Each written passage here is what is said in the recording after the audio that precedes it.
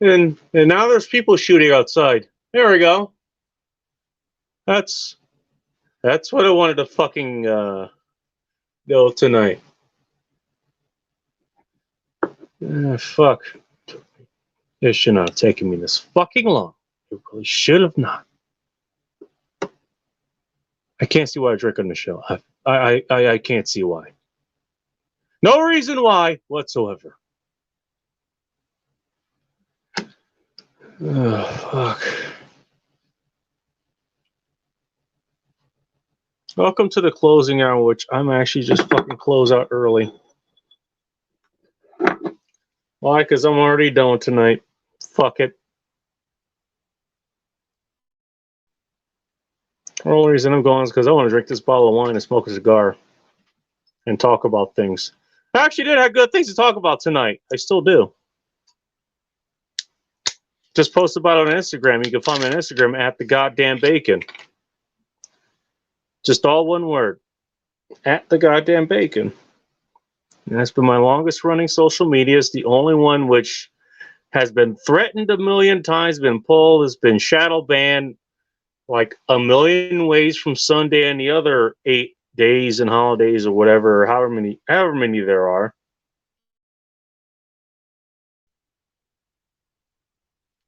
And somehow it's still there. And somehow it's still growing.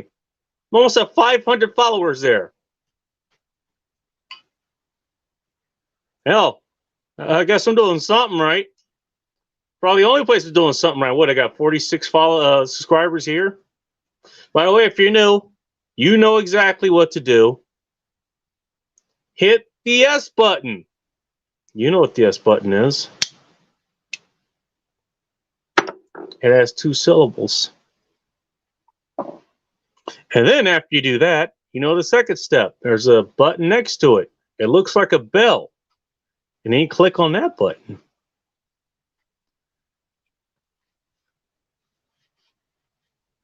Maybe, and if you don't like this video, then don't like it, obviously. Because I like my audience to be honest. But if you do like it, go ahead and hit the like button. Comment any agreement or compliment or criticism or telling me to go fuck myself. Anything like that, go ahead and comment it to me. I'll take it. God damn it. You can tell I haven't worn hats for years, so I'm still trying to get this shit figured out. I want the logo to be featured prominently. Ooh, this smells good. It smells like Concord grape. You ever have like a peanut butter jelly sandwich? Anybody ever have a peanut butter jelly sandwich? So you usually have like Smucker's strawberry, right? But every once in a while, you know, folks, they would switch it up. There's usually 2. There's the strawberry one. We're not going to get into the jam or whatever the other one, the preserves or whatever. Which has kind of the mushies, like has the fiber and shit in it. It's kind of, when you're a kid, it's kind of mushy and icky or whatever. But the 2 different fruits. You have the strawberry and you have the grape. You have the grape jam. It's kind of like the grape jam. Now, I'm not going to say which one's better, but, you know, if you just have strawberry the entire time, but then you get grape, it just comes out of nowhere. It's like, not saying it's necessarily better, but it's certainly novel, you know?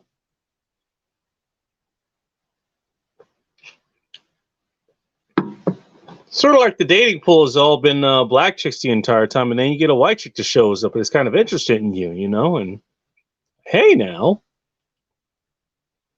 I'm not saying you're better than the black chicks, but you kind of different.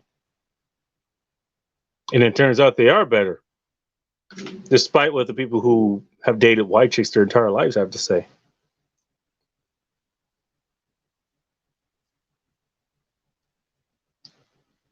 Hey, dead in both communities, man. You don't have to ask me how I know. God, what is this cigar?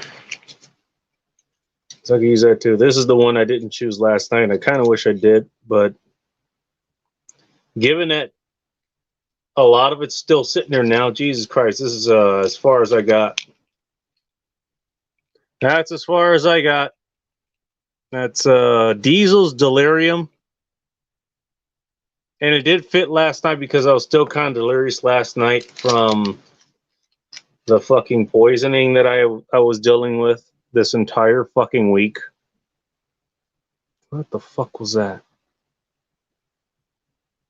I'm still delirious. My phones are over here, by the way.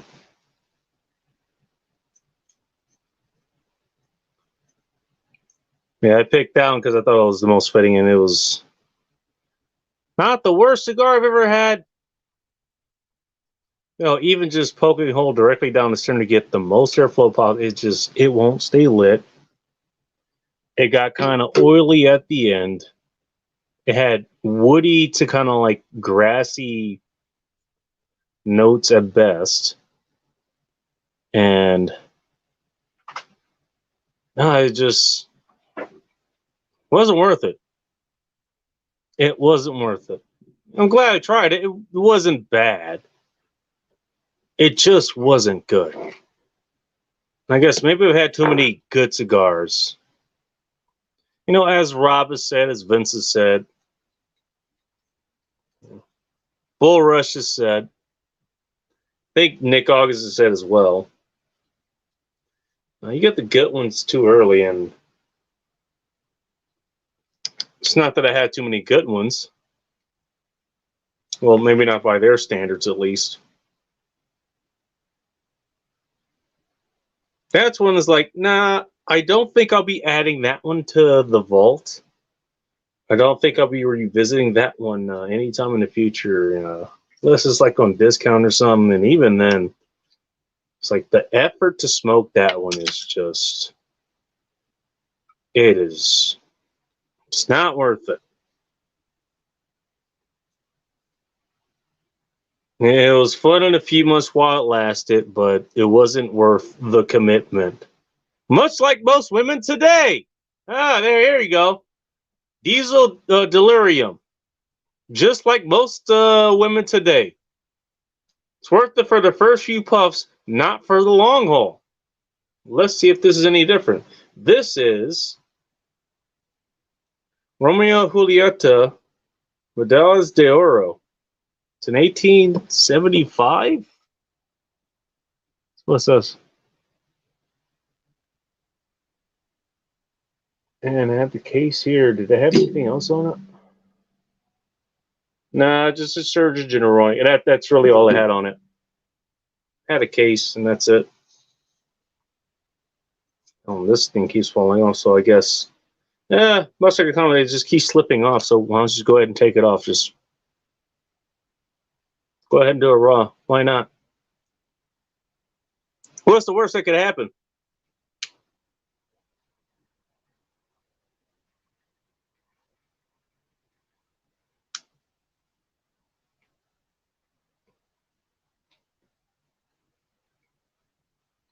It's definitely dry. Definitely dry enough.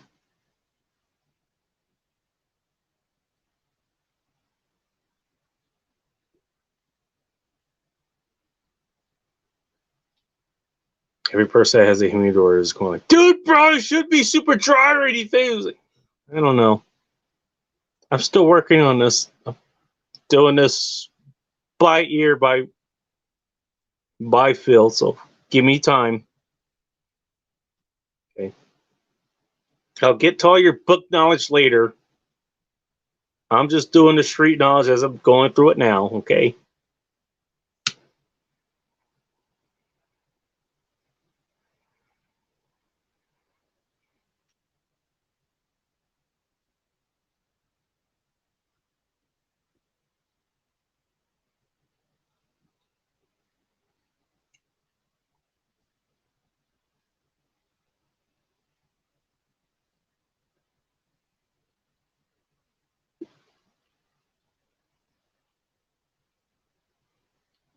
And experience of others.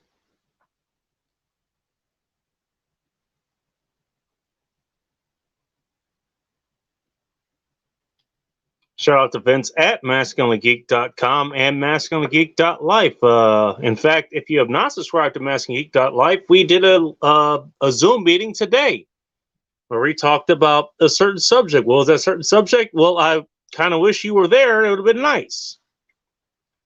You'll have to go find out for yourself. Go to masculinegeek.life and go sign up for it. I believe it was $20 a month just to view the forums or whatever. It was $30 for a month to get the full package, and now it's $60 a month. Guess what? If I somehow lost my account or whatever and had to re-sign up, I will be paying the full $60 a month. Hey, there you go, Vince. You take this soundbite if you can find it and put it up there. If I go ahead and try to appeal the, hey, bro, I lost my fucking account and I want to get back in at the original price, bro. You can take that. If you can find that and throw it against me, then I'll happily concede. Because I'll probably do that. I probably will do that. Hey, bro, look, I was paying $30 a month, you know.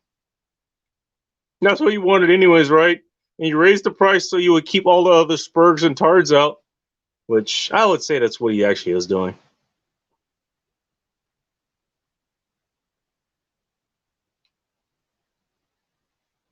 I would love to see who is actually signing up now at the full price.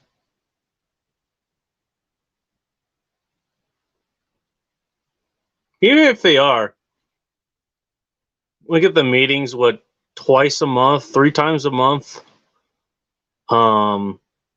There's a bunch of different forums there by a lot of other people. Why is my phone still fucking ringing?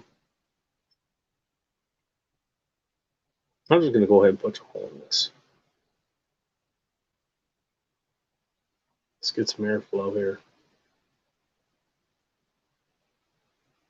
See, I'm like Vince. I'm like just using my penis to dig one out. I'll throw all kinds of things in there and stack the deck. Make it all kinds of airy.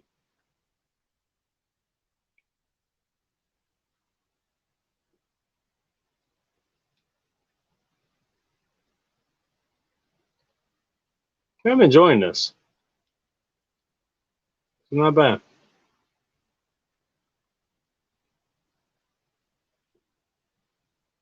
Anyways, go check out there is masculinegeek.com. Go check that out, obviously. But you want the full experience. You want people, you know, Red Crusader. Let's give him a shout out real quick. By the way, he actually does have a YouTube channel. He hasn't put too much on it because maybe he's being throttled even though he only has like 8 subscribers or something.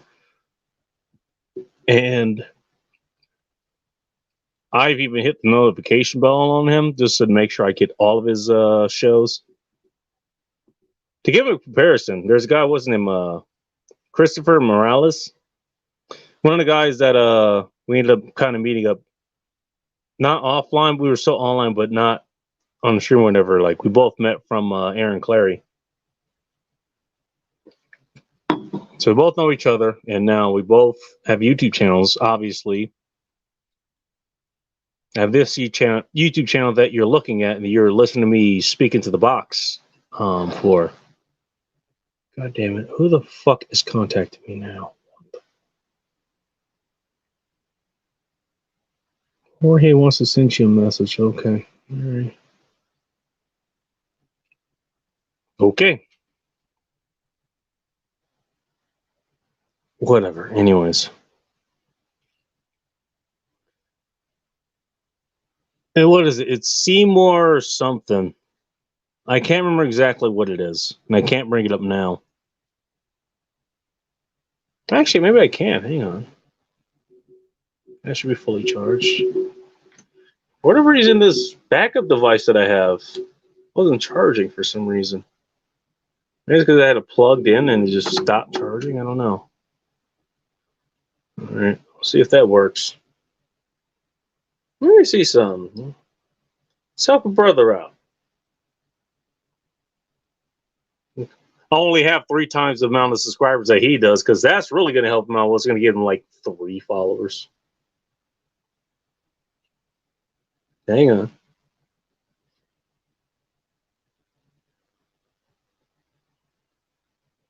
Oh, the guy just subscribed to. Oh, go subscribe to him, even though he hit his limit tonight. Or he hit his goal tonight. Just like Red Sings the Blues. Go subscribe to him too. Red Sings the Blues. Dark Light Dugan. He was talking to a guy. It was the channel is CRS Firearms, ran by a guy named Matthew Huver. Does a lot of gun stuff. He was covering a lot of things that's been going on lately. Also worth following. But me and CRS, a bunch of other people, we got him up to 1,000 subscribers. And I guess he went on his whole tirade almost an hour ago, which I didn't get notified, by the way, even though did I hit the notification bell? Let me check. Damn it. Hang on. I didn't. All right. Well, there we go. See, I take my own advice. I hit the notification bell myself. There you go. Anyways. Hang on. Oh, and there we go. CRS Firearms. They hit 100,000. There we go. Look at that.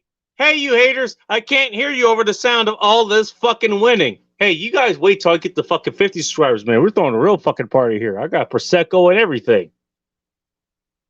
Won't just be this cheap ass wine I'm drinking, which ain't too bad, actually. This is what, a white Zinfandel? What was it, Matthew Fox?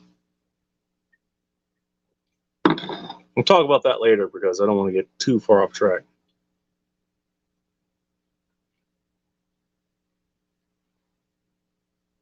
British Marines, yeah, evolution of your going to use. Okay, that's what it is. Seymour's his YouTube is The Path Unknown. That's what it's called. Literally, The Path Unknown. Every word is capitalized at the beginning. So capitalized T, the capitalized P, path, capitalized U, unknown. So it does a lot of other stuff. And so what he does is, I think we're done there. He talks a lot about, because his degree is in a lot of pretty deep biology and all this other stuff. So he gets a lot in deep into cellular stuff. And I guess if you're into that, that's good. He also does book reviews. He does a lot of them from Rational Mail, like Roll Tomasi stuff, and a few other people. Which, I'll be honest, I don't even tune into those at all.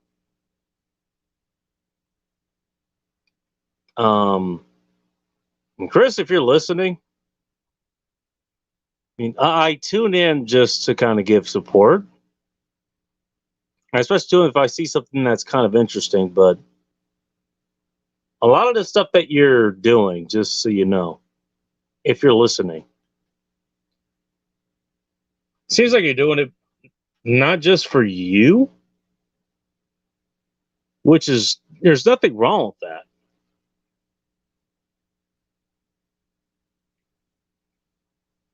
Hell, I do this for me. I get to sit here talking to a microphone that's connected to a smartphone.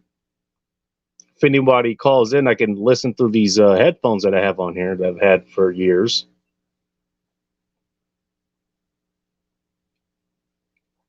You get to drink this wine, smoke the cigar.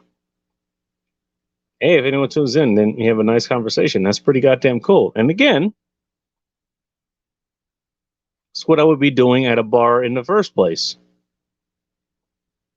You're drinking good booze. Find a good smoking section where you can get away from the noise. Smoking good cigar. That often alone would spark up its own conversation.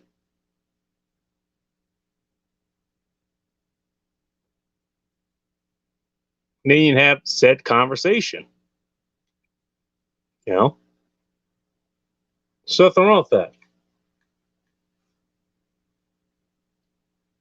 My problem is this. It's, we had to talk about, it's,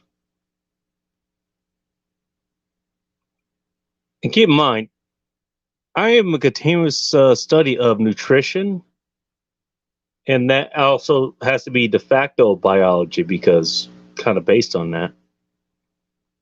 Same with fitness and body mechanics and all this other shit. So I kind of follow the same things you do, but you get so into the goddamn weeds in this shit. It's like, okay, you talk about this stuff, and I'm not saying you're wrong, but then how do I utilize it? What do I do with it? What's the actionable cause behind it other than, okay, well, I know this thing does this thing, and then therefore this thing does this thing. Okay, is it good? Is it negative? If it's good, how do I reinforce it? If it's bad, how do I not reinforce it? How do I disencourage it?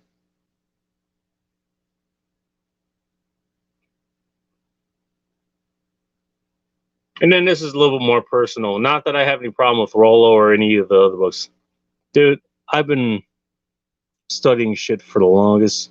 I just don't have the time to go through breakdowns of other people's books. I haven't even had time to read the damn books. I got too much other shit going on. You don't think I could make my own version of Rational Mail? I probably could. Maybe I wouldn't sell anything. I'll tell you what, though, I'm pretty sure I'd be goddamn close. Maybe I'm delusional in saying that. Who knows? But based on some of the conversations that I've had with people and some of the interviews that I've been on, I don't think I'd be too far off. It's not that Rollo's wrong. Far from it. But me and him came to a lot of the same conclusions. He just found a better way to explain it. And good for him. I'm glad he got the books and all this stuff. He made the money, got the fame and notoriety in order to make more money and sell more books and all that other stuff and go on tours and all this other stuff. Good for him. I'm glad to see that.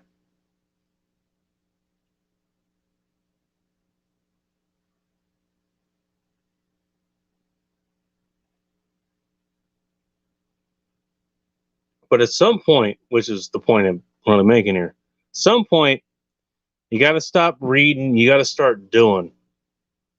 Trust me, I did a lot of fucking book reading before I actually came on the field. I wanted to make sure I knew damn well what I was doing. And guess what? Even that didn't fucking help.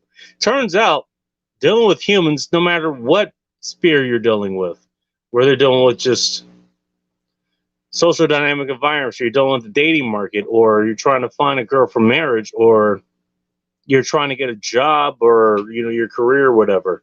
Turns out, one of the most dynamic things on the planet, you can't really plan for it. You can do a lot of hedges. You can make a lot of bets that will lead you in the right direction. But ultimately, it's a dynamic situation. You got to be able to dance into that.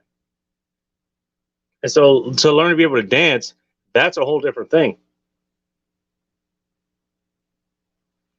And so it's better to teach people how to adapt to different situations on the fly than to give them textbook rules. Okay, you've met with this situation. Here's how you deal with it. And maybe it leads you to this situation. Here's how you deal with that. And then maybe it leads you to this situation. And you deal with that. You don't know if it'll lead you to any of those situations. It could be something completely out of the fucking blue.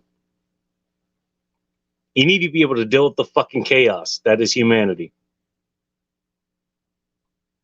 That's what you need to be able to deal with.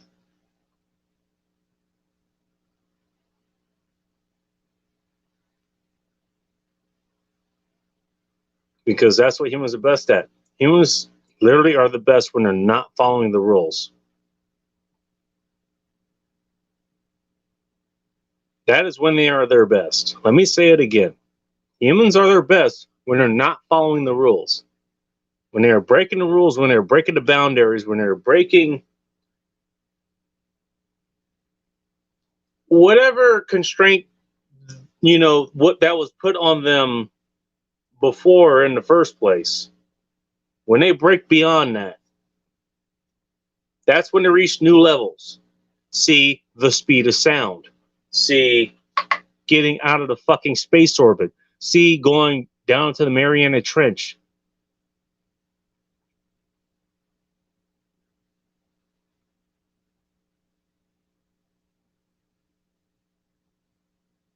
Humanity is best when it's breaking its own rules.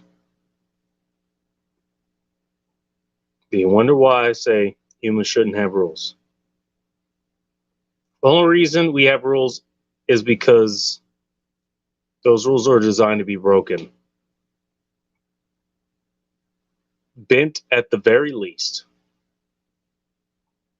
To quote the Matrix again.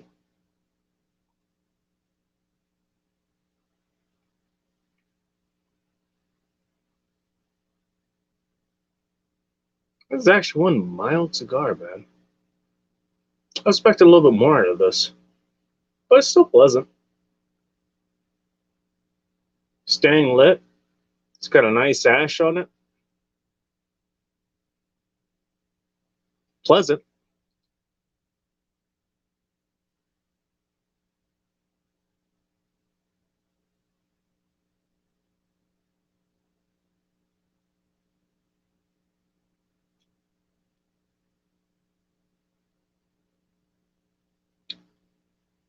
Yeah, as far as the Path Unknown's channel, it's nothing wrong with this content. It's just a lot of stuff that's the stuff that's just either too in the weeds for me to really care about, or it's about other people's books. And like, I got my own path to follow. I've already done a lot of research, let alone done a lot of I've already gone through my own experience and trials and tribulations and all this other shit.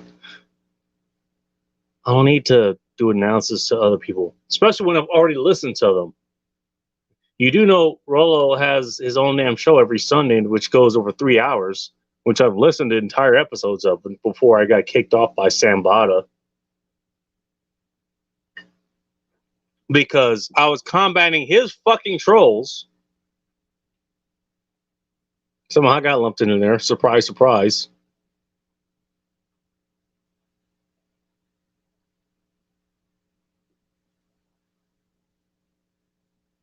Whatever. As casualties happen. I don't dislike Rollo. I don't even dislike Sam. I think it was an honest mistake. They just never took the time to correct it. Well, it's not Rollo's job to correct it. That's what his moderators are for. His moderator never took time to correct it. Whatever. What am I going to say? It just frees me up to do other things. I can spend my time just listening to Rollo and commenting in the chat, which I could see why, Sam has a real trigger-happy finger, because it's just basically devolved into a fucking troll fest. I can see why Donovan Sharp and Rich Cooper have closed their chats up to just members only. I can see why. Because you look at Rollo and it's like, yeah, it's just spurg tards and fucking black pill people. Hey, dude, bro. Yeah, it's all hopeless. And the women they all do this and they all do that. And oh my God, there's no hope for us. We should all go die. It really is like that. This goddamn towel's gonna fall on me. Hang on a second. Fix this.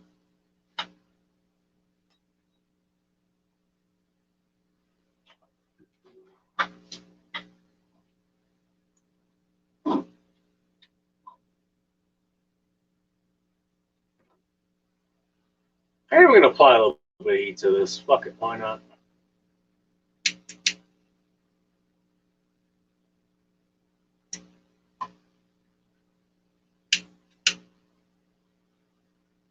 Gotta replace the tape anyways. What the hell? Bam, there we go.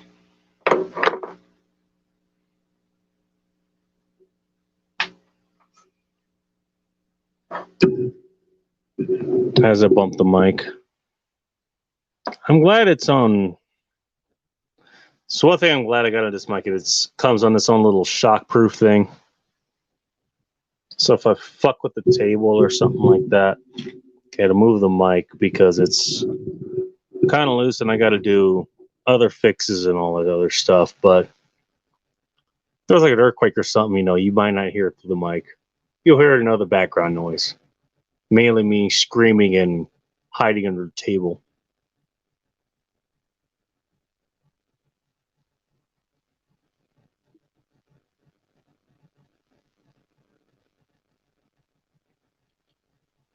But yeah, as far as I goes, like, look, I don't have time to listen.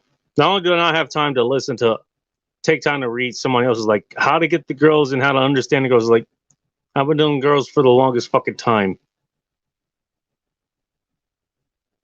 And I already got several other channels that talks about how to get the girls. Donovan Sharp, another one of them. Chris Von Erich, who may be moving away from them. By the way, tune into him, by the way. Always entertaining.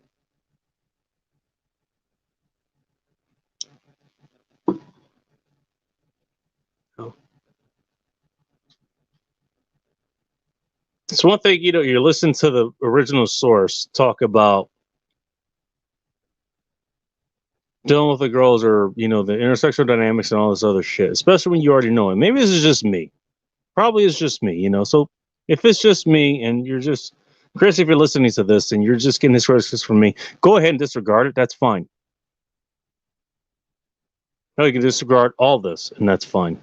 No worries. But I can get that from the horse's mouth. I can go buy the book and read it myself.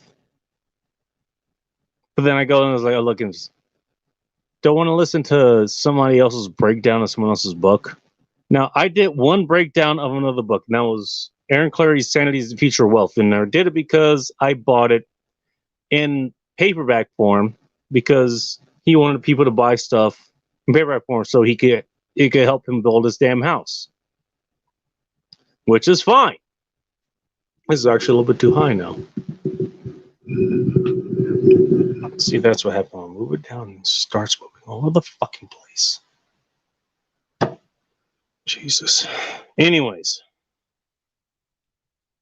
But what I did was, I didn't go chapter to chapter to break it all down, which, by the way, I think that kind of violates the rules of, I don't know if you read through them. To be honest, I didn't listen to them because it wasn't interesting. I'm sorry to go through this kind of tangent, but I think it needs to be said. I see this, okay. Well, Tomasi, his book, and then you read this chapter, and this your thoughts in. Dude, honestly, I don't care. Not that your thoughts aren't important. They're definitely important to you. They're going to be important to everyone else who reads them. Everyone's going to take this a little bit differently. I mean, it's up to the end user to come up with their own conclusions. You come up with your own conclusions. Maybe they are interesting. Maybe I should be listening. I could be wrong.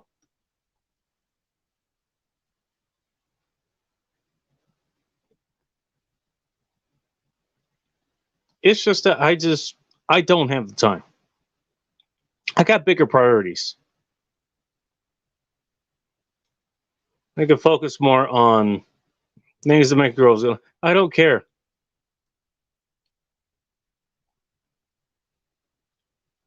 My official stance is, look, I got other shit going on. If you want to join me or make things better for me, or you want to support me along the way, then you go right the fuck ahead and do that. Until then, I got shit to do. And if you're not going to tag along with that, then that's fine. You go do you and 500 other guys until you find Tanner who you're going to go settle down with and have a kid or two with, if that's even his kid, because damn well you're fucking around with somebody else. Ask me how I know.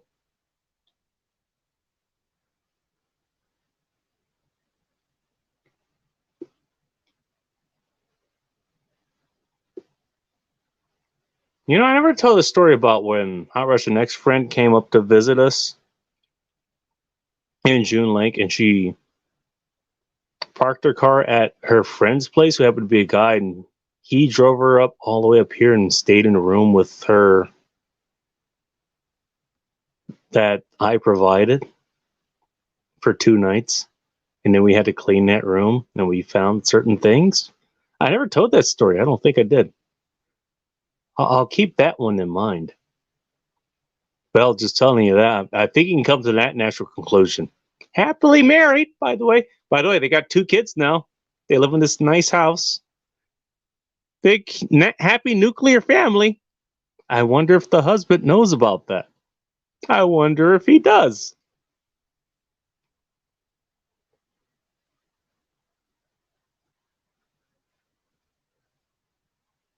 Hot shot, hot Russia next. Don't worry, I'm not going to tell who exactly it is on here. And even if I did, no one's going to know who it is. Don't worry. Hot Russia next listens to the show. That's why I put that disclaimer out there. Don't worry, I'm not going to say who it is. You and I both know who it is. And by the way, you kind of covered up for it. And then when I found out, you kind of made a joke out of it. Telling on you, by the way. Just saying.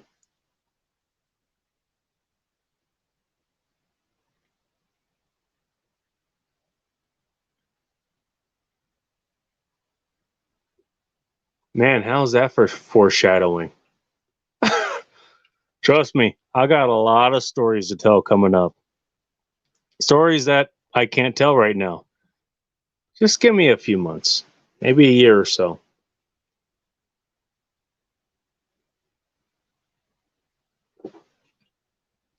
Let's just say I got papers waiting to be passed. Okay? Speaking of which, the topic of tonight was supposed to be what? The new normal? Now, I talked about this on Instagram. But I don't even want to leave with that now. Let's leave with the positive shit. You guys notice I have a new hat. This is from God, I'm still not used to dealing with the camera thing here. Sorry.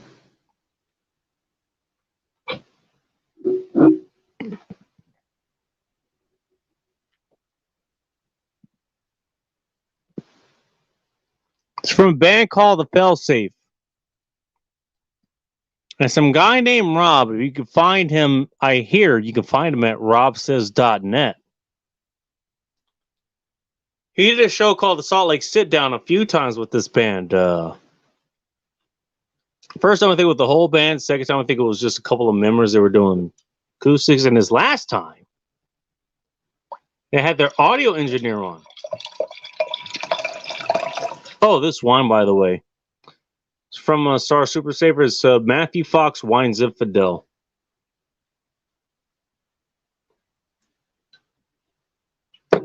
Look, sue me. It just looked good. And for $4 at, what was it? What's the firepower on this? Contains sulfite, 750 milliliters. What the fuck?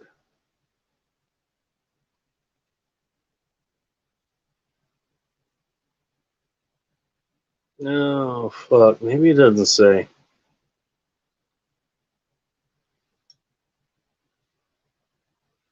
No, it doesn't say, but pretty damn good. Anyways, he's had this band on several times.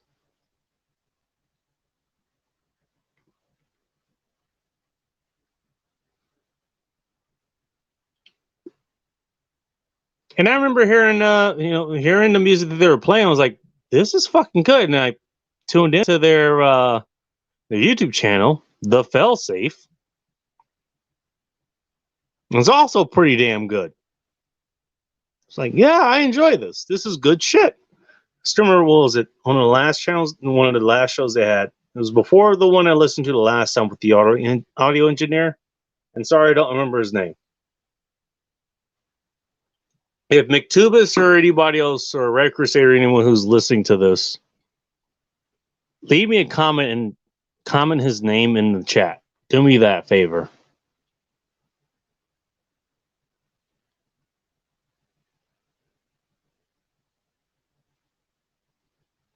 Because that was a damn good show. I really enjoyed it, but so I was, you know what? I'm waiting too long. I should have bought one anyways. Should have bought something beforehand. I still plan on getting like another t-shirt or something. You know, when I actually just walk around, I don't have to wear armor or anything. Just walk around with just a t-shirt. I don't have to worry about wearing a mask or a gaiter or anything like that. Other face coverings. I could just walk around, back when that was like 2018, 2019, those days. You don't have to worry about this shit. I just walk around, just wear the fucking Failsafe show. But you know what? I decided, since I wear hats for this show, I like to represent people that I like. And so I decided to get, a hat, this Failsafe hat.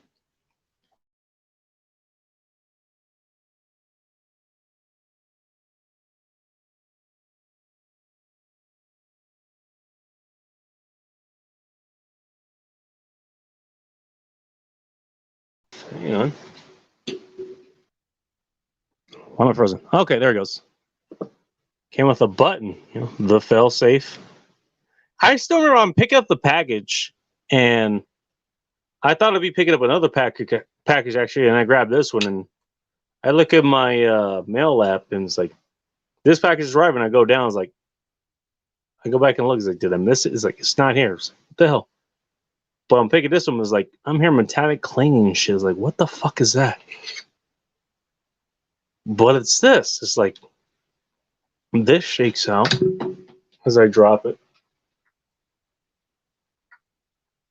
and move it all over the place.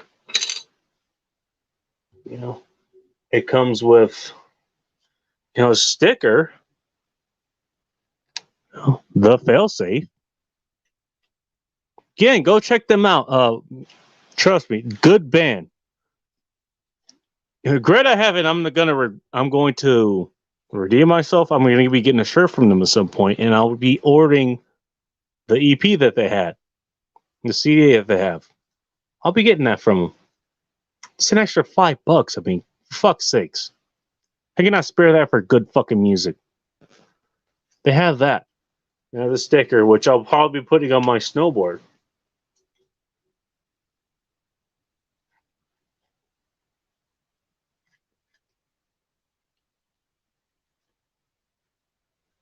And finally, I have this business card, which is the Failsafe. There you go.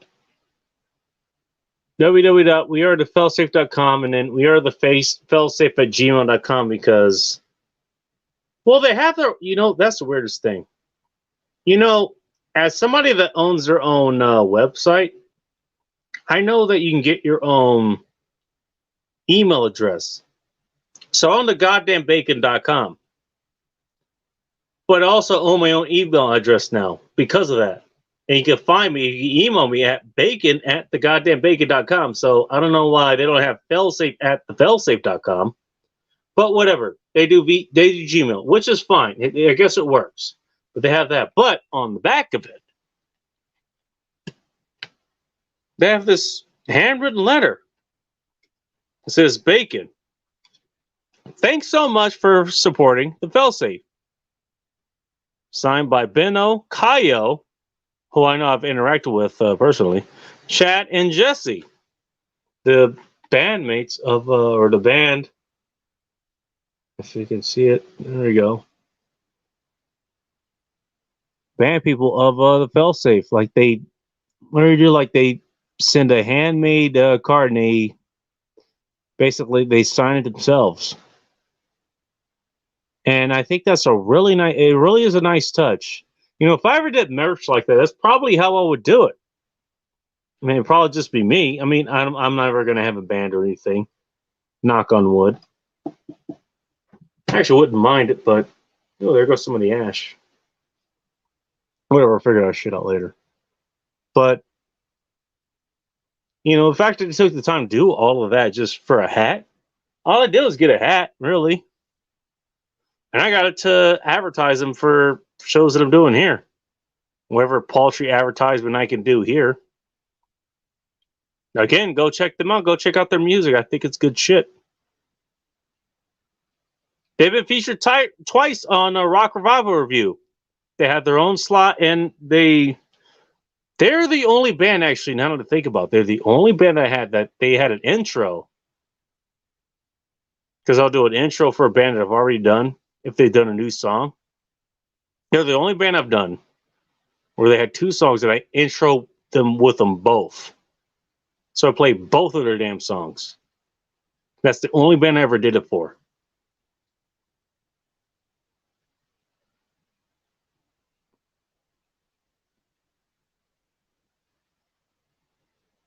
So, rather special band indeed. Me getting their products is far too long, but I'm glad I did, and apparently they are too, and I'm glad to do it.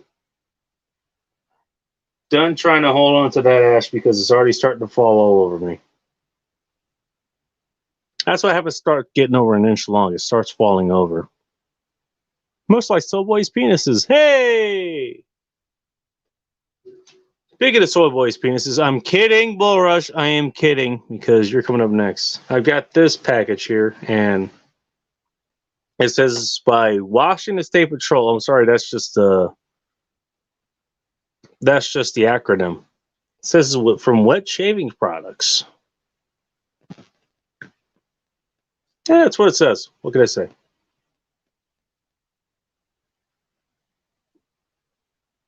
By the way, I still feel so much vindicated from this other cigar, which I'm sorry, I'm just going to let it rest there. There's still smokable cigar left. It's going to stay that way. It's not good. Sorry, Diesel. You have failed the cut. I might try one more of yours, but it just didn't work out. It wasn't you, it was me. Let's just put it that way. Maybe I was just too sick. I was still dealing with the diarrheas and food poisonings and all this other shit. Maybe that was it.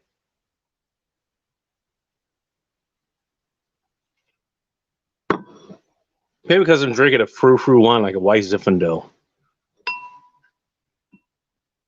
Maybe. Who knows? But you guys know who Bull Rush is. I've been pimping out his products without never trying them. And that still hasn't changed to this day. But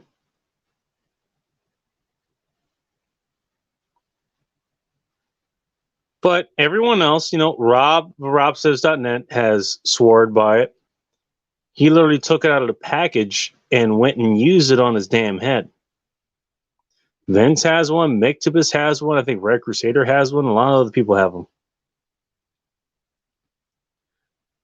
And I told him at the end of the month, if I knew how my finances kind of go, which was a lie, because I didn't know how they were going to go, and in fact went worse than I thought they would, especially this past week.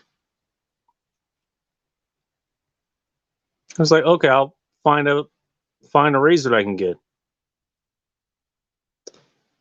But I decided to go ahead and buy the. You know what? I'm just going to browse it. I have his website pulled up, and I'm just going to take a look and see what he has there. Maybe there's something I like. And I normally go for something that's like red or black or something like that, kind of my colors. But one of the other colors, I happen to like is green. Kind of a striking green, and I see this one.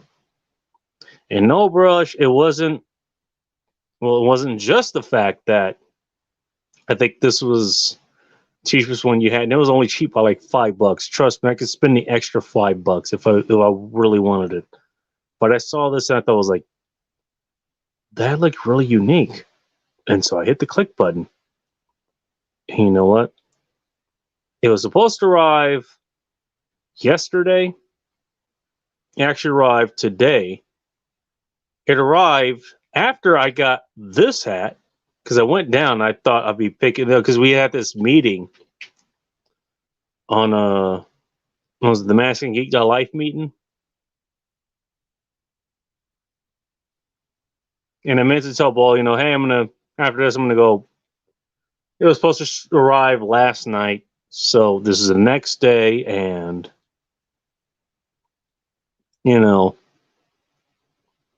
it should just be sitting down and waiting on me. And so I go down, and there's this hat, and there's like some other letter, and there's nothing. I was like, what the fuck? And so I go on, my not the app, but registration I have with USPS, like the form delivery or whatever. I go do other things, and I come back, and there's another new email. Is like, oh, what is delivered? It's like, it's delivered like 10 minutes ago. I was like, what? So it's just right. We go down, and lo and behold, this is here. And so this is razor I got from Bull Rush himself.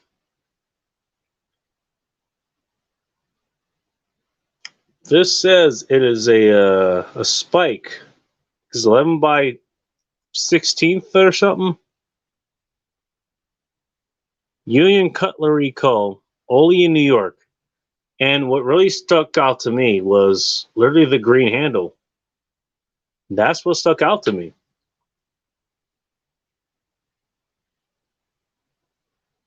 I mean, maybe I'm wrong, but it was unlike a lot of the other razors that I've ever seen on his site.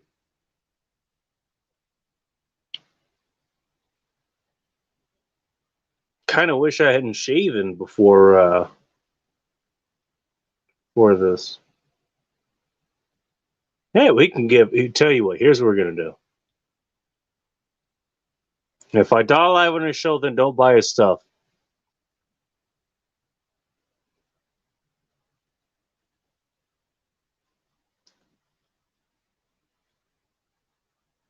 Tell you what he tells you to do, he puts a mineral oil on us to keep it from oxidizing and all this stuff, which makes sense. So, okay, here's what I'll actually do proper thing. Get a clean paper towel. Yes, this is clean.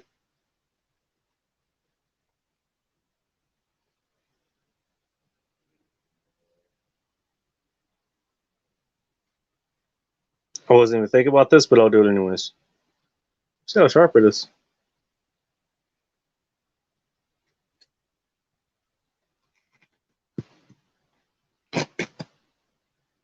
Okay.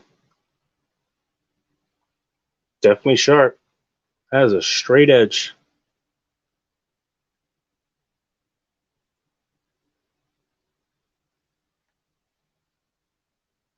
I got some rough here somewhere that I could shave. I'm not sure.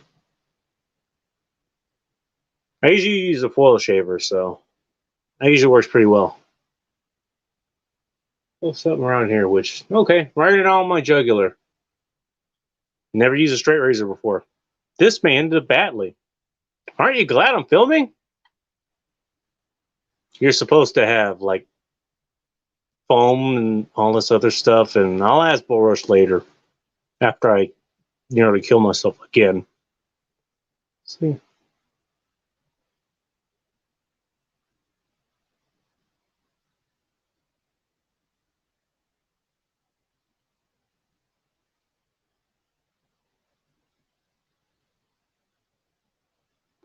Oh.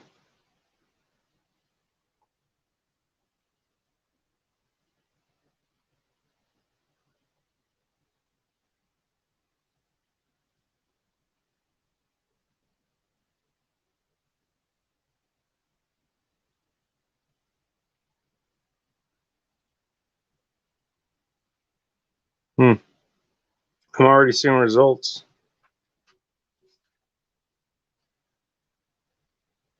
That'll still be enough mineral to keep this okay. If I need to, I'll get some more.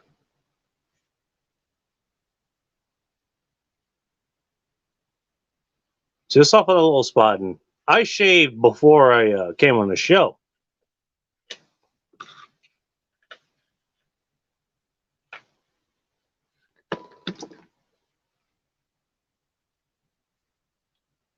Tell you what, just off of that alone,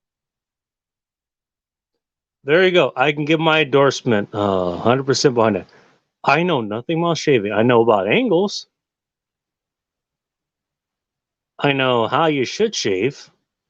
Even though I've never done it with something like this, but just taking it out of the box and just using it. This is literally me using a razor, a straight razor, for the first time ever.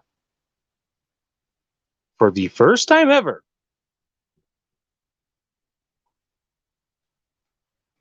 I am not dying. I did not nick an artery. I did not nick anything. Some of that oil that was on there probably helped. Probably not helping nutritionally, but that's another discussion altogether.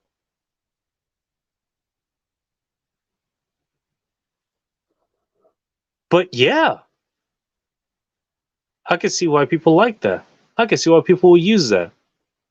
Now you look at Bull Rush. You ever see him like on live camera or whatever? He has a shaved sides, but he has like the kind of the full beard and definitely coiffed it. So you have to kind of wonder how he does that.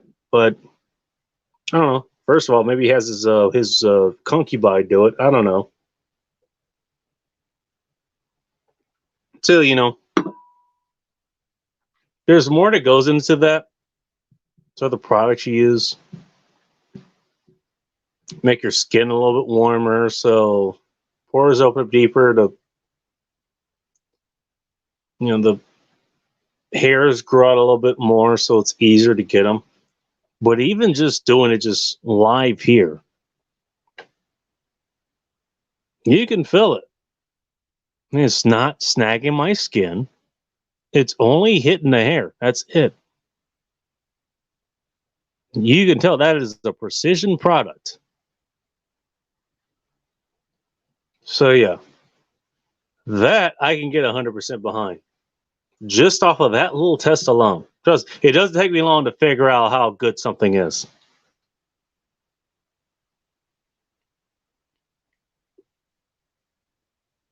Much like the cigar over the last one. See, the other one I couldn't just leave sitting there. This one stayed lit. The other one, I'd be blasting with heat like all fucking night.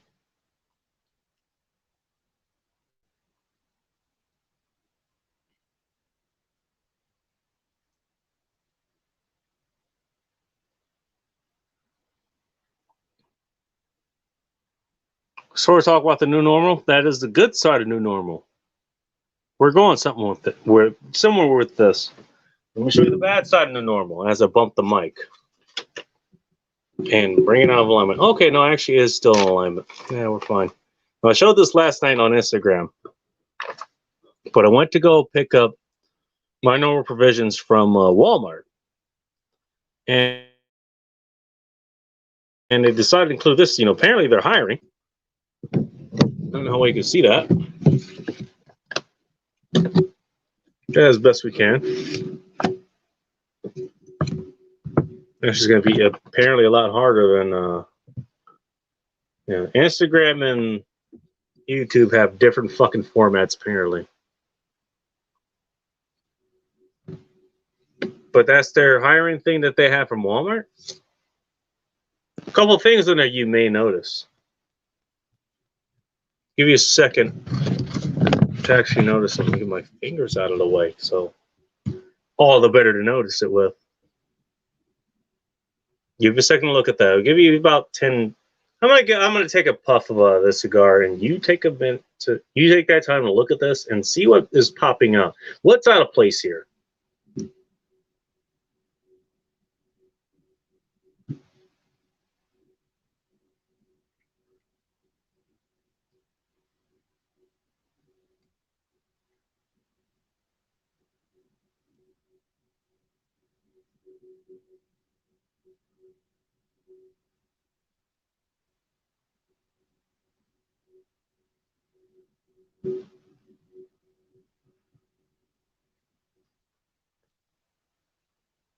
All right. Hope you figured it out. So go ahead and read. Spark your career with Walmart. Now hiring. Apply now. See details below. Current openings. CAP. I don't know what that stands for, but they have in parentheses unloading and stocking, which kind of speaks for itself. Fresh team. Produce, deli, and meat. Okay. Front end, cashier, services, customer host. I don't know what customer host is, by the way.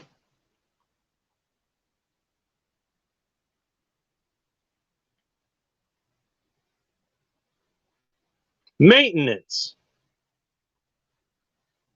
Online pickup and delivery / personal shopper. So their own in-store version of Instagram. And mod crew, I'm not sure what that is. Remember the ones that fucks with the shelves and all that stuff, and they switch things around, so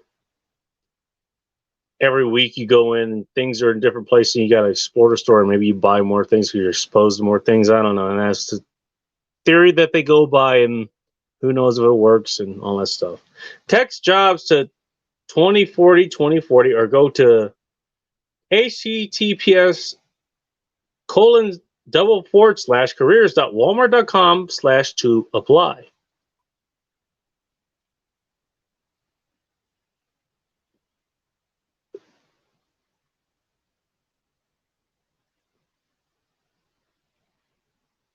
All that seems normal so far, right? I don't know about you, but it seems normal to me. At least that part. Because that is what I've been looking at my entire life. The difference, however, are these. Can you see them?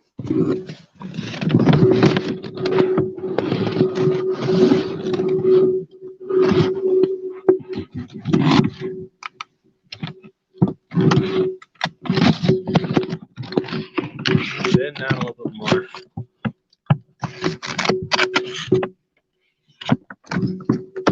Tell videos in my strong suit. Well, you can see that one at least. I know you can see that one. Lower right on the screen. Why is that there?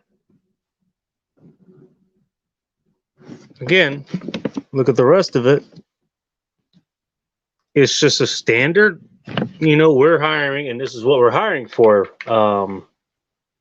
thing. And then here's how you contact us so we may consider you for being hired. In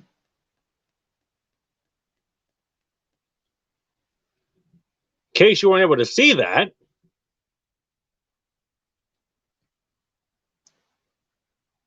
there's a graphic of a mask on each side of those.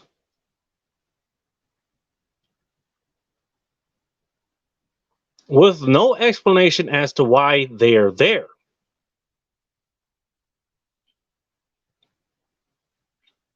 And so the question is,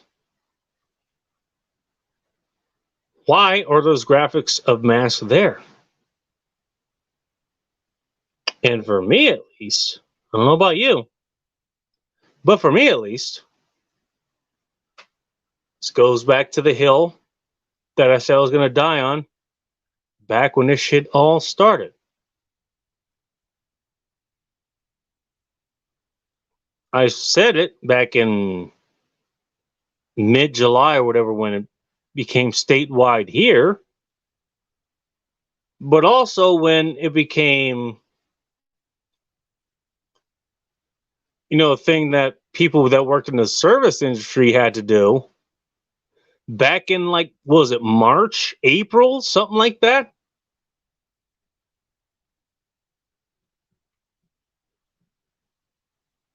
Months earlier for sure. I was already adamantly speaking out against it.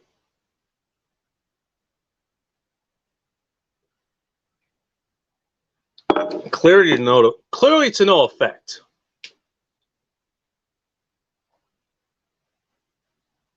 As we're 8 months into dealing with this shit and it still hasn't gone away.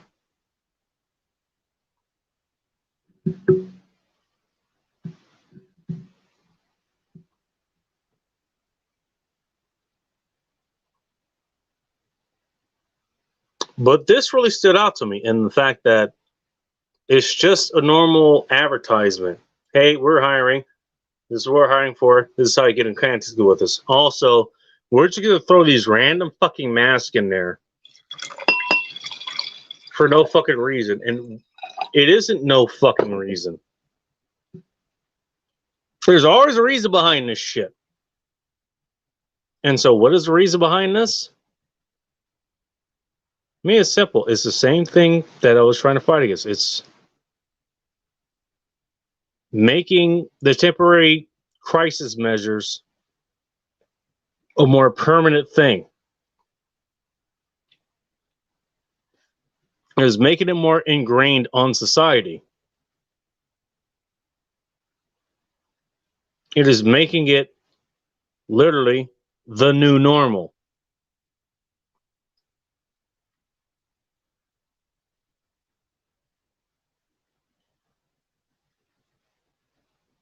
Now, your mileage may vary.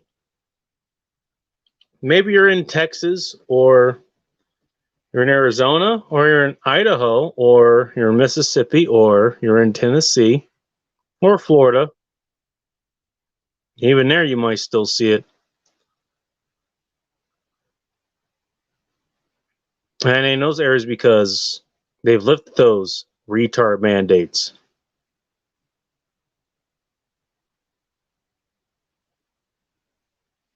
But even if they haven't, look what the general population looks like walking around these days. Even if they're just walking around just by themselves, you know, or with their groups or whatever, they're not in a restaurant or place of business or anything. Walk around with these goddamn face toppers like right around their goddamn chin, ready to pull them up. And it's exactly what I feared, exactly what I warned against. It's like, that's what's going to happen. That's what's going to become normalized. That's going to become, it's not the latest fast accessory. It's going to become necessary utility. It's going to be the next EDC. Every guy, you know, they have usually three things: their keys, their wallet, and their phone. To make sure they have those before they go out into the open world. And now there's going to be a fourth element, and that's going to be their mask.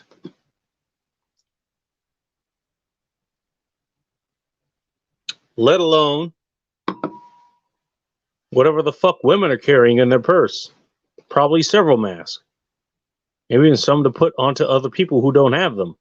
Ask Karen how she knows.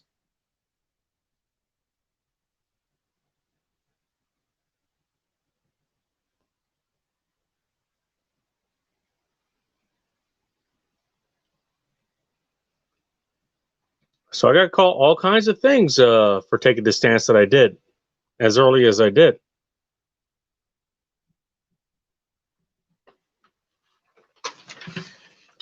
But look where we are now. Look at it again. I'm just going to show this. There we go. A mask just being included for nothing. You're going to see this in signs of businesses for years to come, for decades probably to come, for nothing. You're going to be seeing people walking around in these for years, for decades, and for what? For nothing. And the most tragic part, and this is something I also spoke against, and there's a reason I brought this up. What are the kids who are growing up, what are they going to see? A lot of people walk around with this, and they're going to be impressed by that. Okay, that's what, you know, adults do. That's what grown-ups do. They wear a mask to save others for in whatever fucking lie that's being put out there. And for what? For nothing.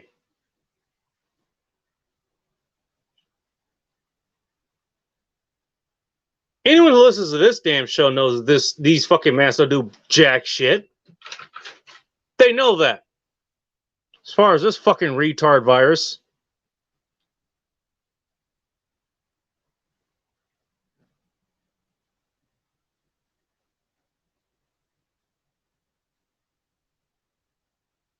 I'd wager more of the population that they would actually live on knows that that shit doesn't do anything. I'm sorry, Failsafe, if I'm ruining your reputation by wearing. This is my first time wearing your damn hat on this show. And we're talking about the retardemic here. But it's got to be said. Like, that shit didn't come out of nowhere. This ad did not come out of nowhere.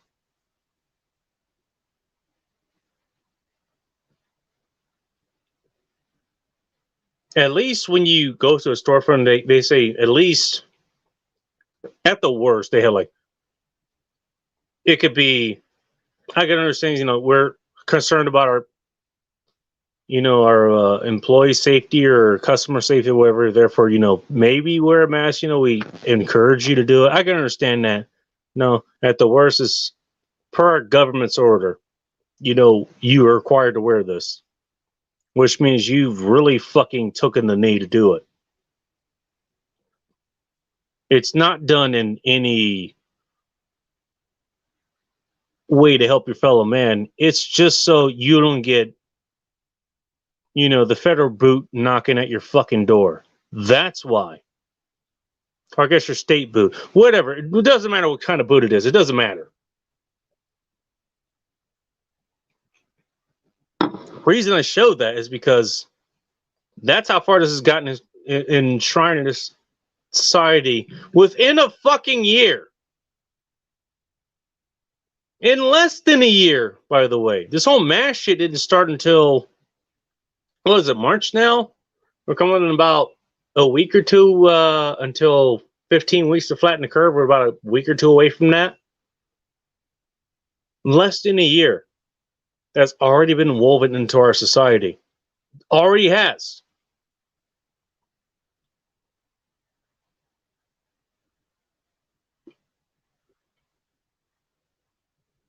And I'm not saying you guys are, but most of us were just sitting back and watching it happen. And now it's just being thrown in there. Hey, here's just an ad, come work for us. We're just going to include pictures of masks for shits and giggles. It ain't for shits and giggles. It's part of society now. That shit ain't going away.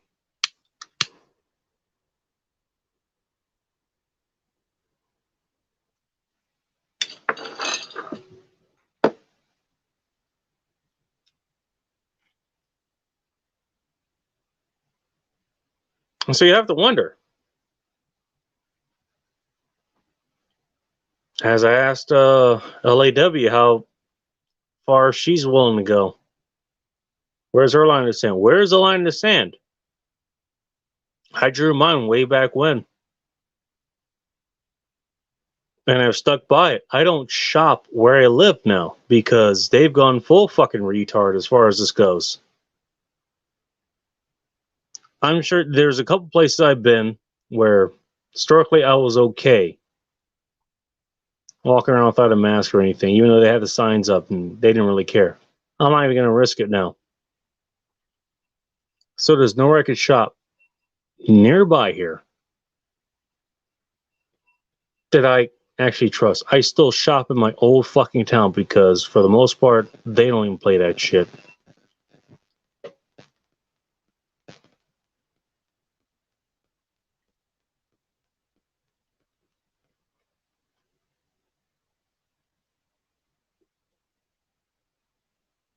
So like me or not, at least I've done something about it. I've taken the money that I could have spent in my new town, which I otherwise would not have mind spending in. And fine. You want to go full fucking Nazi? Guess what? I'll go spend it in my old town, which is on the way here, albeit about 5 or 10 minutes off the road. I'll go spend it there. And I'm familiar with these people, and they're all comfortable with me and all. They know I'm not going to call them and give them the coof and everything. And we're all good. And by the way, I get deals there that I probably wouldn't be able to get here unless I took the time to look. And guess what? Guess who's not going to take the time to look anymore? Because you guys went full fucking retard.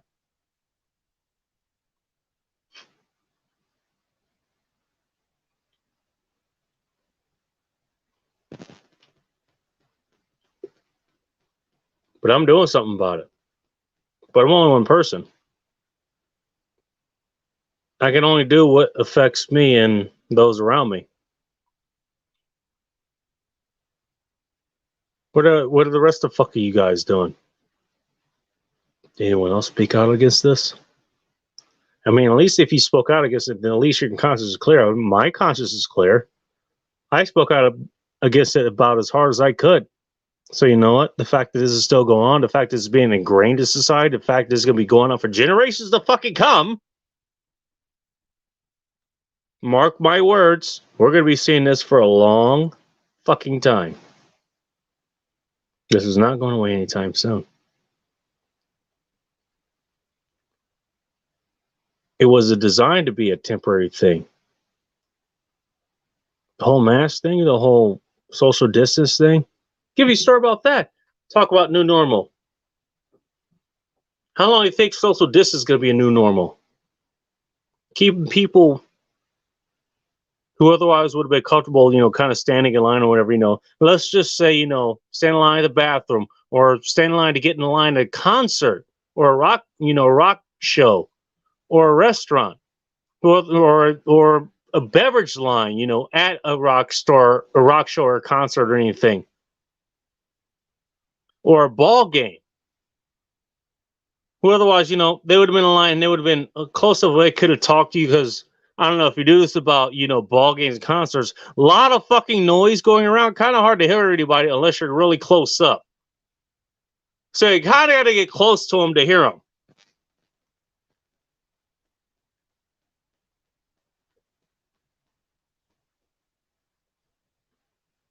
So at least in that kind of place, maybe in the streets, that's a little bit different. You want to kind of hold your distance and all this stuff. I get it. I don't know you. I can hear you from here. I get it. I get that defense. It's one we taught all the time in class.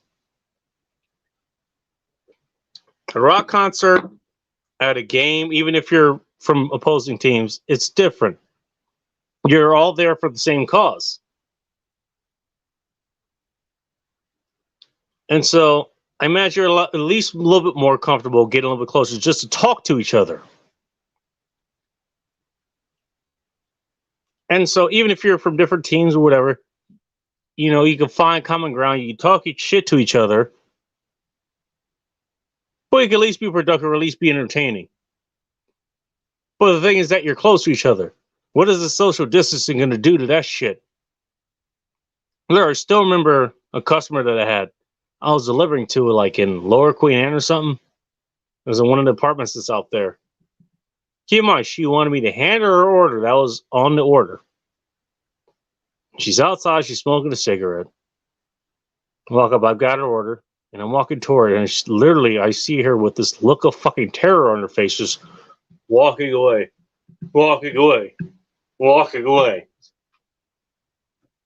And I'm kind of looking at him like, the fuck is wrong with you? You wanted me to hand order to you. And I finally asked, was like, do you want me to just put on the ground here or something for you? Just doing my job, whatever. Nervous, she shake her head. Yeah. I set her order on the ground. Walked away. She grabbed it and ran to the house. Now, let's say I had the coupe. Let's say I had the retardemic. Well, I could have easily passed it on to that bag. How would she have known? Just thinking logically here. I know. We're talking about a woman here, so logic is out the window. But let's just speak logically here. Just hear me out.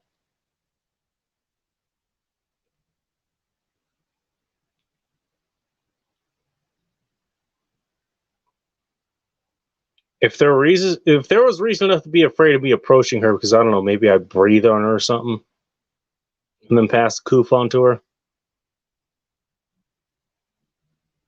chances are the vessel that I was transporting in, I've also been breathing in, and whatever particles that are super virulent and whatever would have ended up on the package that I had literally picked up, put in the bag, and then had to take out of the bag with my own hands and then hand it to her.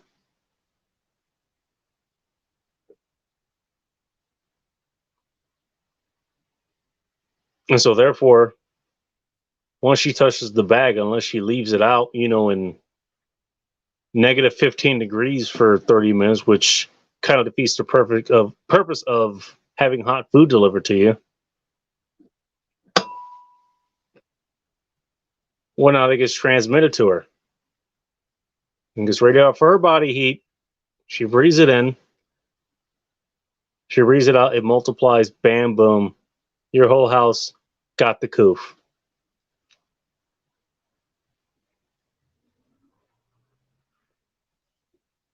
And that's just me thinking up my ass.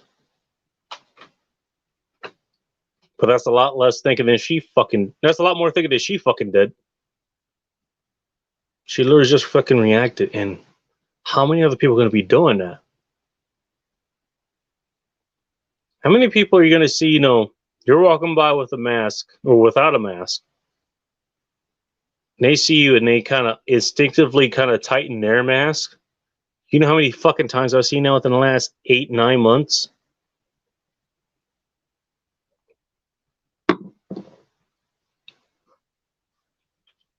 Trust me, this shit is becoming the new normal.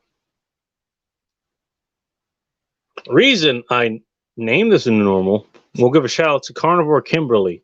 You can find her at Carnivore Kimberly. I think Carnivore spelled with a K, I'm not sure. Look up both. She's on Instagram.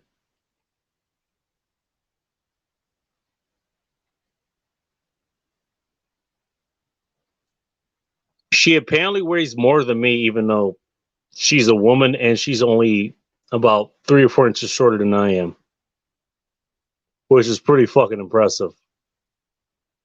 I even had to ask her, like, wait a minute, how fucking tall are you? Hey, man. Accomplishments accomplished. No hate here.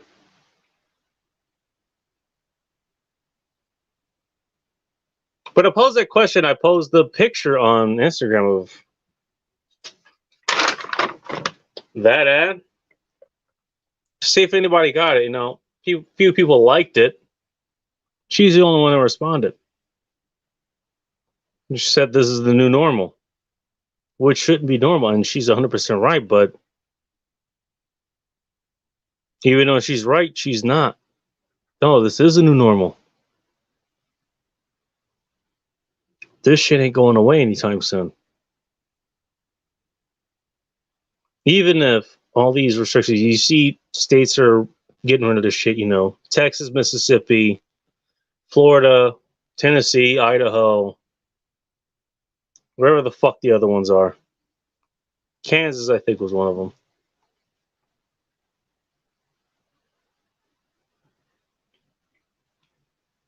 Don't quote me on that.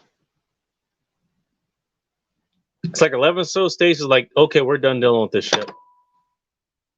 Now they're being called barbarians and Neanderthals and all this other shit.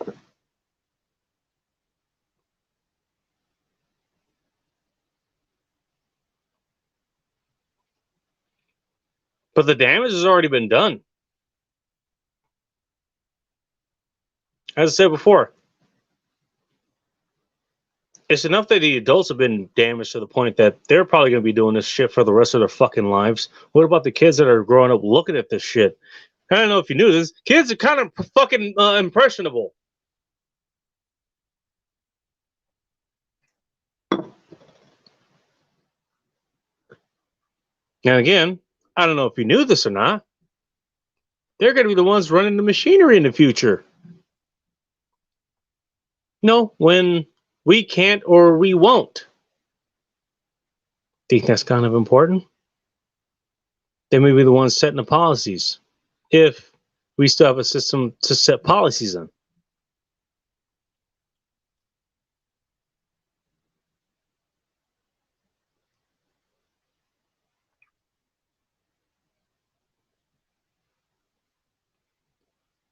You have set this system of panic and fear, not just in our current population, but in the one that's going to be coming up right after us. And possibly through epigenetics or genetics or whatever, the one that's going to be coming up afterwards. This shit is going to be multi-generational, is what I'm saying.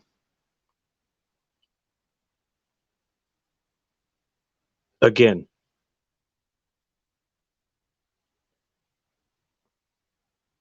did you think I was crazy for fighting against this shit as hard as I fucking could back when it fucking started.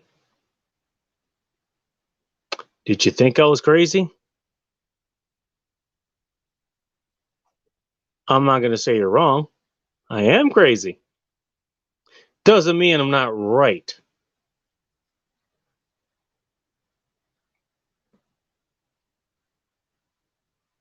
I said what I had to say. I said it as best and as loud as I could. And as per usual, it wasn't listened to.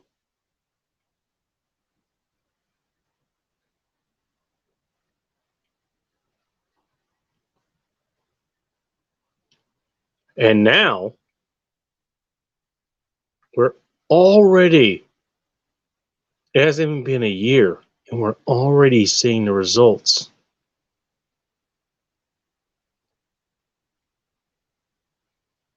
That ad is just a very small part of it. Trust me, mark my fucking words. This ad,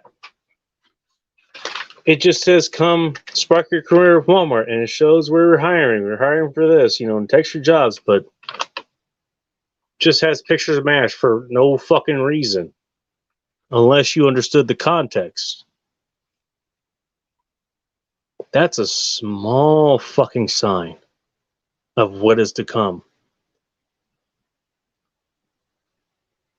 No group that gets this kind of power, gets this kind of sway upon society to make them do what is quote unquote socially acceptable. They're never going to give that away anytime soon.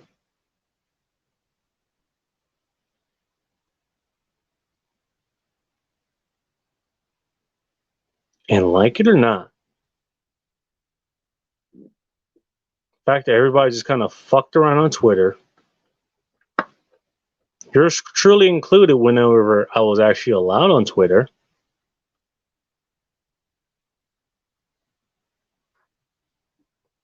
sat back and watched it fucking happen and said nothing.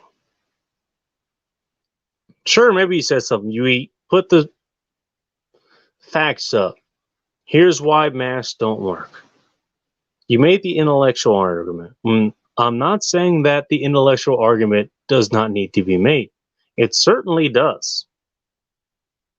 In fact, that was one of the first arguments that I made. Ask me how I know when I say those fail.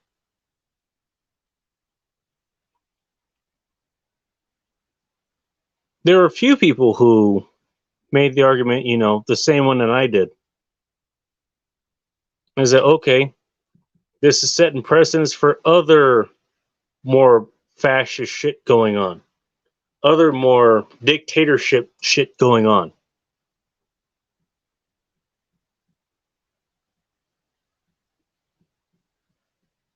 Few of us did. And for that, I commend you. At least you said something.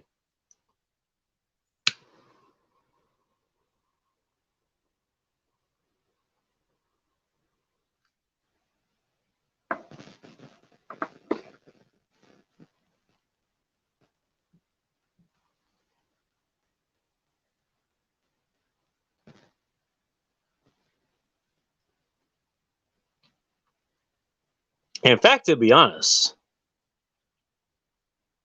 to anybody who actually at least said something,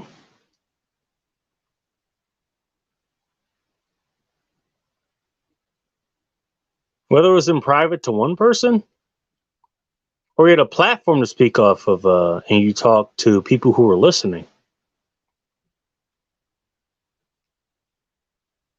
as far as I'm concerned, you're off the hook. At least you said something.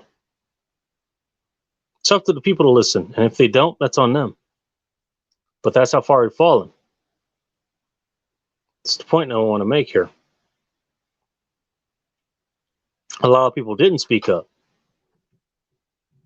But even if we had, who will listen?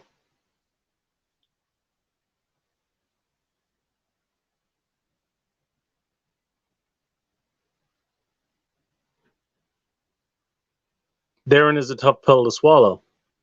As much as I could browbeat people for not saying anything, for not speaking up, for not putting something on the line, for what's the truth and what's right and what's moral for people in society and all this stuff, even if you had,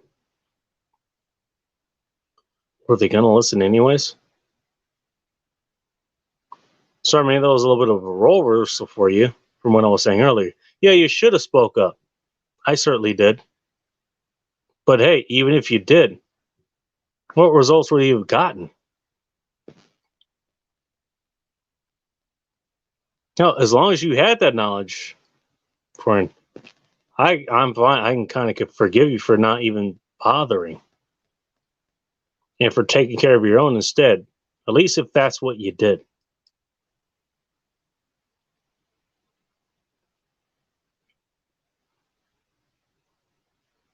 But either way, point is that this is going to become part of the normal society. We're not going to see this masking going anywhere anytime soon. We're not going to see the social distance going anywhere anytime soon.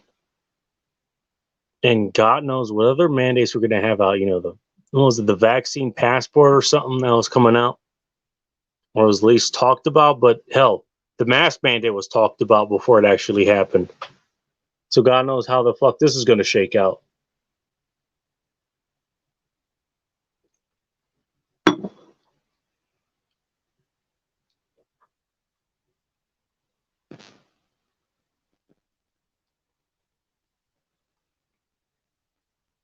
For real.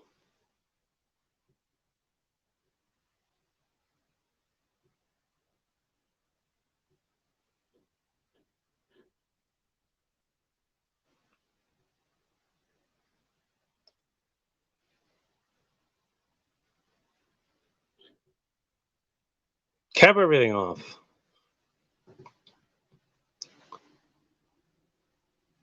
This shit's already happening, and it's gonna keep going. It's already been ingrained in our civilization. And I guarantee you, the kids, as far as I've seen here, at least, you got kids running around with masks now. You know, they were supposed to be exempt from that. They're not anymore. They're running around. I saw a fucking family today. Family of black people coming out of what was it, a Japanese ramen restaurant. They're doing a normal family thing, you know, making sure their kids, they're all there together, and then they're going to go back to the car and do their thing and whatever, you know. Responsible family shit. They're all masked up. And that's the only difference. This shit ain't going away. It's not going away. Much as I hope it will go away, much as you probably hope it will go away. Again, because they hope it's a strategy, but that's kind of an arrogant thing to say here, even for me. Because there's no strategy against this. There's no strategy that's going to work against this. It's already ingrained in society. It ain't going away.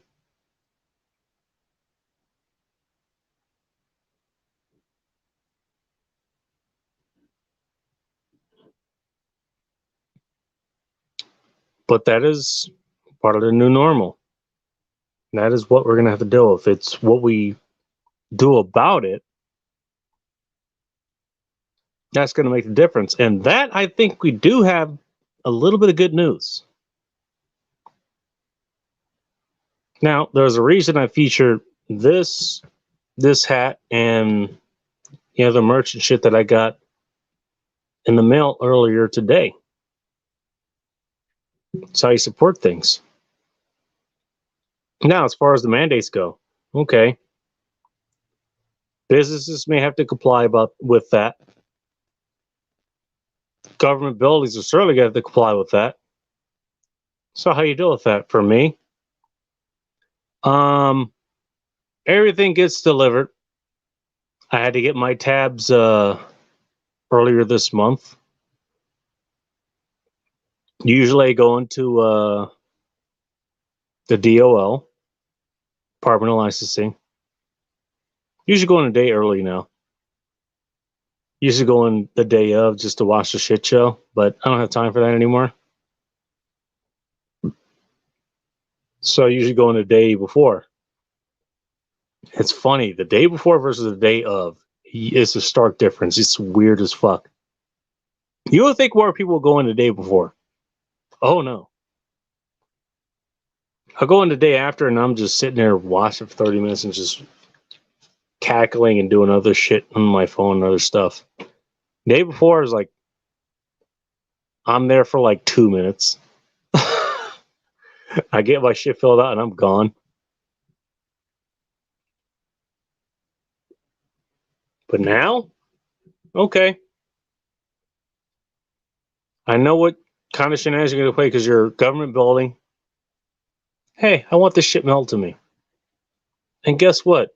It costs me money to drive there, spend my gas and my time, go fill out the paperwork and all this shit, and to drive back to wherever the hell I was going with my gas.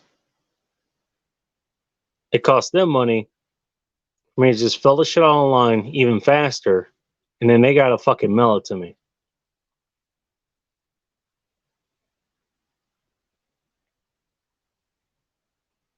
Walmart has to play these fucking rules. You gotta wear a mask in the store. Which I have decided not to even challenge, even at the old one that I used to go to, which I still go to, and I just go there for curbside. Okay. And go to your website or your app or whatever. It's like this is what I want, this is what I want, this is what I want. All right, you don't have this, so that's fine. Oh, shit, you're out of this. Well, I guess I'll get it somewhere else, whatever. And I just drive up, park there. Hey, you're here. What spot are you in? What color's your car? I'm in this spot. You already have my car as a default color, so I need to change that. Perfect. They show up within 5 minutes, hand me my shit, and I'm out. I like getting a half a mile at least walk through the super center because it's a nice extra activity. But you know, I'll sacrifice that if it means having the rest of my fucking freedom. So that's part of my new normal. I will have shit mailed to me. I will go pick shit up curbside. I've gone to other stores that I've discovered. Again, Star Super Saver. They don't play that shit at all. At least the one that I go to. I show up there, you know. Most people going in to wear a mask. Most people who work there, like, even if they are wearing masks, like, they don't care if you wear one. Not a fucking care in the world. It's like, do you want to buy shit? Come here. There you go. And go to this lane. We'll sign you up and we'll scan the shit here. Here's how much it costs. Put the card in here because we're not accepting cash this time. Here's your receipt. Thanks for stopping by, and I hope to see you again. And as it should be. There we go. And then finding a new late night place to travel or to go shop at. And they have a lot of good shit. This is where I got this fucking wine from, by the way, which is pretty damn good.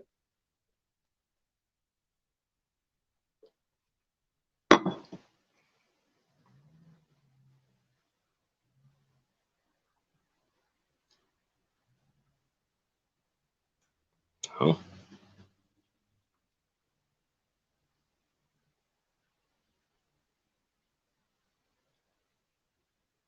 What else is the new normal? Okay. You guys remember? Now, I certainly remember when you're growing up, about 16, 17 or something, you start getting, you know, Gillette and the other razor companies, they know your name how somehow. And I won't get into why they do because I don't know. I have my guesses though. But they start sending you free sample cartridges and razors and all this other shit. It's like, hey, try, you know, it's about that time for you to start shaving because you got these kind of pubes growing around here. You might want to try to shave those into something that looks sort of okay, you know, according to your prepubescent mind.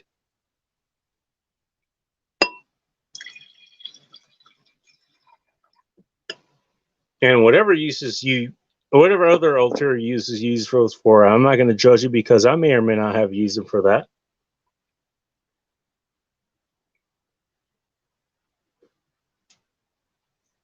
I think I got called gay by my mom, even for using them the way that I did. I digress.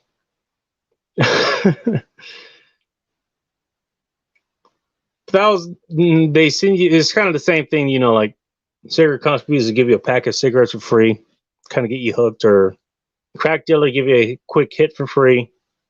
It's like the free hit, but the next week you got to pay for it. It was the same thing with these cigarette companies, or these, well, not just cigarette companies, but the shaving companies, Gillette's, you know, or whatever. They have the 5 packs or whatever that the Onion used to make fun of, but ended up becoming reality and all this other stuff. And so you can spend a lifetime buying packs of you know, shaver heads. You gotta get rid of every couple weeks. You know, and they cost a whole lot. Or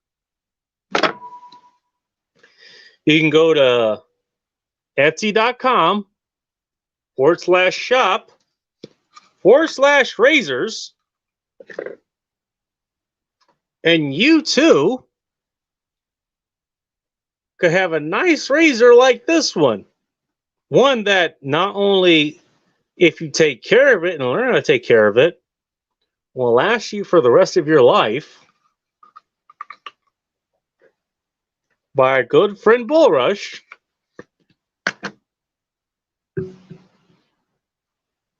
And not only save you a shit ton of money in the process, because, hey, guess what? You're going to need one damn razor for the rest of your life. Not saying that's the only one you're going to get. By the way, Bullrush, that's not the only one I'm going to get. I know a couple other people who those will make a nice birthday present too, or Christmas present too. So keep your inbox open.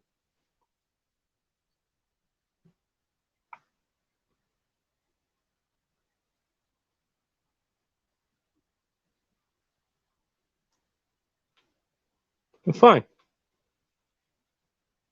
That's number one. Number two, make sure shaving a little bit more ritual, a little bit more that goes into using a straight razor than just doing what I do, is kind of the full shaver, which I'm not saying I'm not going to stop doing, but that's definitely going to be incorporated into it. Especially if I want to do some precision stuff, which I don't know if you knew this, a goddamn straight razor, kind of precise. But three, me and Rush has talked about this many times on this very program. A lot of stuff that he gets, it has its own history behind it. He'll get shit that's like hundreds of years old and then restore it. So not only you get a good shaving product, you're owning a piece of fucking history.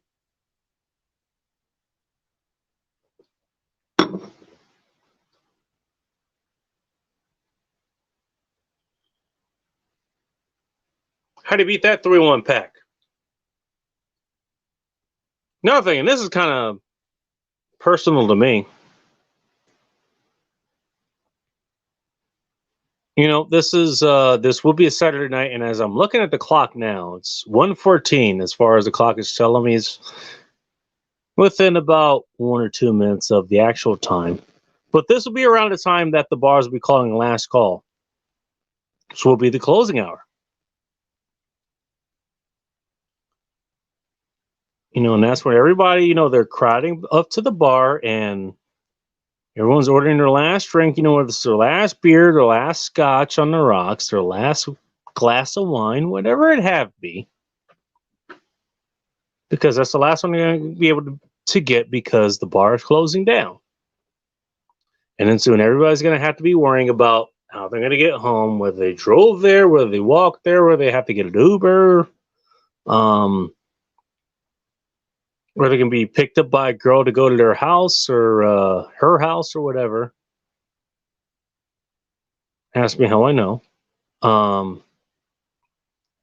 Those kind of things. Now, in order to even get to the bar, that also takes effort. You have to take time to go there. And in my case, I'm pre-gaming because I don't want to spend my entire paycheck getting buzzed at the damn bar. Because that's just expensive. But even then, even if I'm pre-gaming at the house, I think an average was like $20 I would spend at the bar, maybe 30. Because I was pretty generous, and I was also pretty generous with tipping, as everybody should be, because they're taking the time to serve you their fucking drinks, especially if they're doing it on fucking time, or even ahead of time.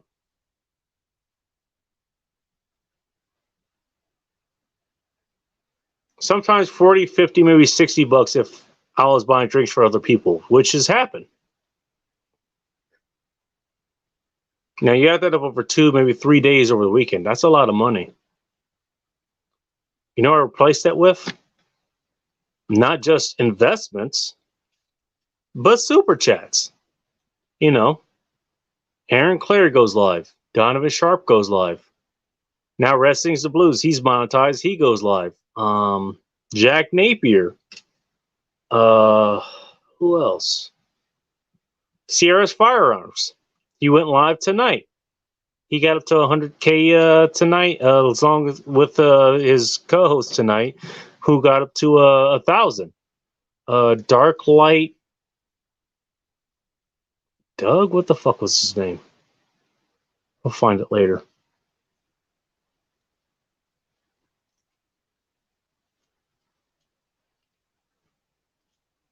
So the money that I had to think was, okay, I had to justify, like, okay, why am I spending all this money on these damn super chats? Well, just aside from supporting the people who give me content to listen to, like whether I'm sick in bed like I've been the past fucking week, or I'm driving around, now I have something to listen to live and maybe comment on and interact with other people, which has its own, entertainment value just on itself. How to pay them back? Pay them super chats. And so it may seem like I paid quite a bit in that, but really it was the money that I was spending at the bar anyways. And so not that I mind spending at the bar, it went to a bar that I cared about. But I'm not in the area anymore. It's not likely that I'll be able to go to that bar anymore. And sad to say, I don't know if I'll ever be able to. I will make a go at it when I can.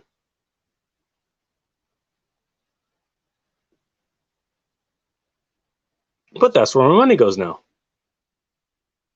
It goes to that, and then everything else goes into investments. Again, I didn't spend a ton of money at the bar, but it adds up as time goes on.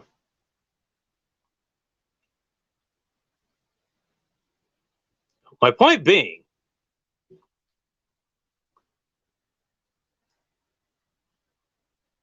over time, things are going to change. Whether it's going to be a societal change like this, where it's kind of forced on you, or it's going to be something slowly that was going to happen anyways.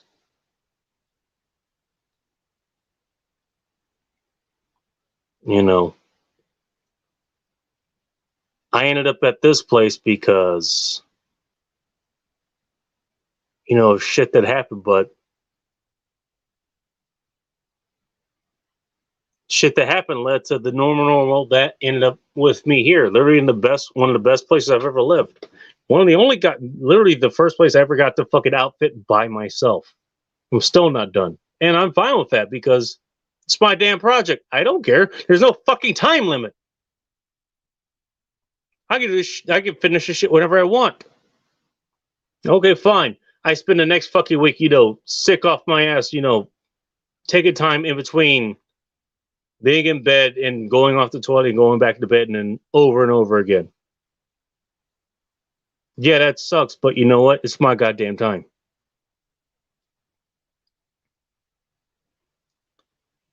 Oh, well, how's the new razor? Hey, Boros, hey! I was just showing it off.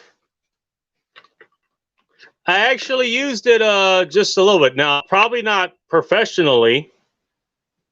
No, I got it right here. Hell, off of my very unofficial, probably very amateur, retarded person use of it, I did not nick myself and die.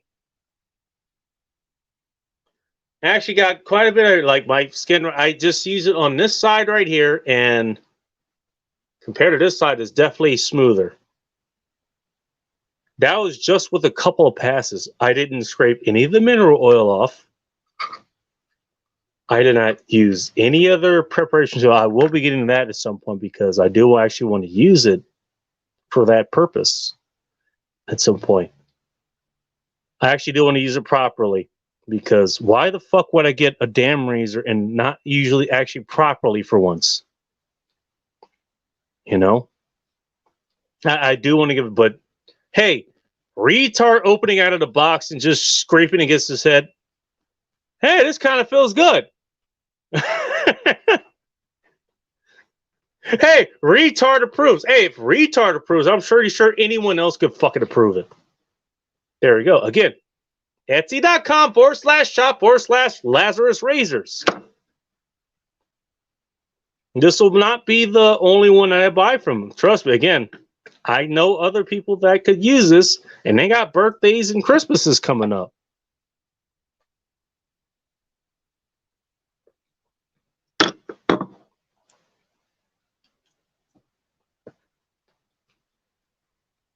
Tell you what,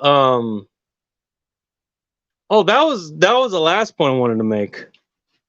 Instead of just supporting just kind of like maybe the big box companies or anything, even if you're like me, you like it's a big company, but it's KSW, so they're kind of supportable as by Intercom or whatever.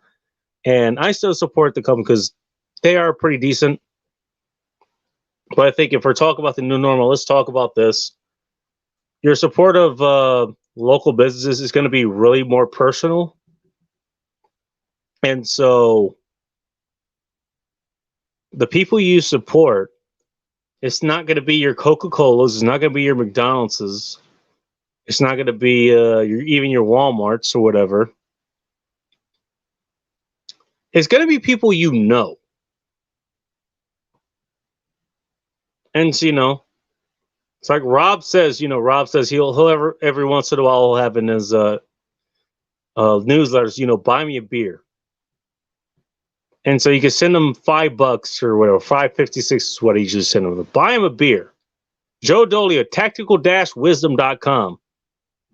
He's working on a book series, and he got his donate button working again. So I sent him $5. That's what he asked for. Help him with his project. Bull Rush, he has this thing. Etsy.com/shop/Lazarus Razors. And for the low price of 60, 70, 80, $120, only have like probably one of the best shaving implements on the goddamn market, but you own a piece of history? That's pretty goddamn hard to beat. And it's by a guy you know. And if you don't know, you fucking should.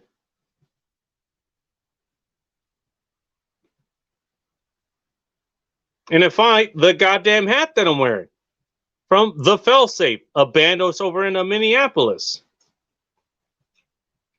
Let me tell you about both of these guys. I think I actually bought both of these in the same day.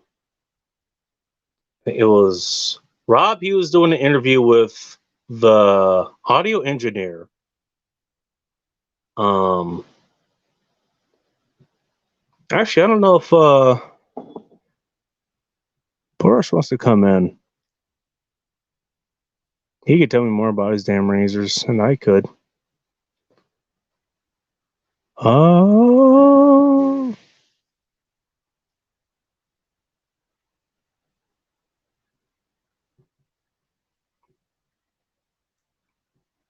There we go. Is it in there? Cool. You can come in if you want. I don't know how much longer I'm going to be going because I'm running out of booze, but actually, I'm running out of show.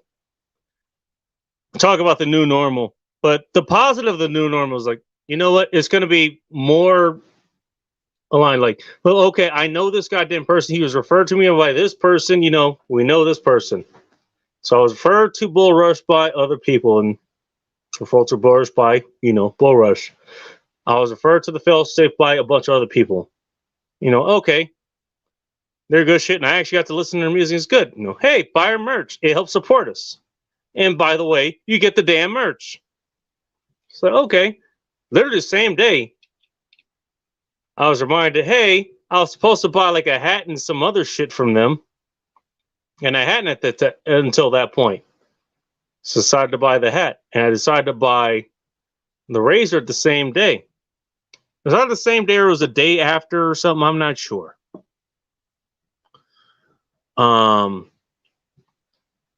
Let me tell you how the shipping process went. You want to know how the shipping process went?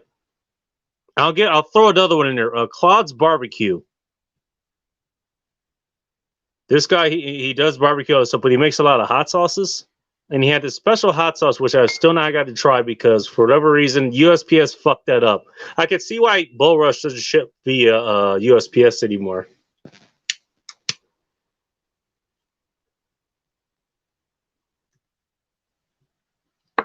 Luckily, I got in the other one, and I got to try that.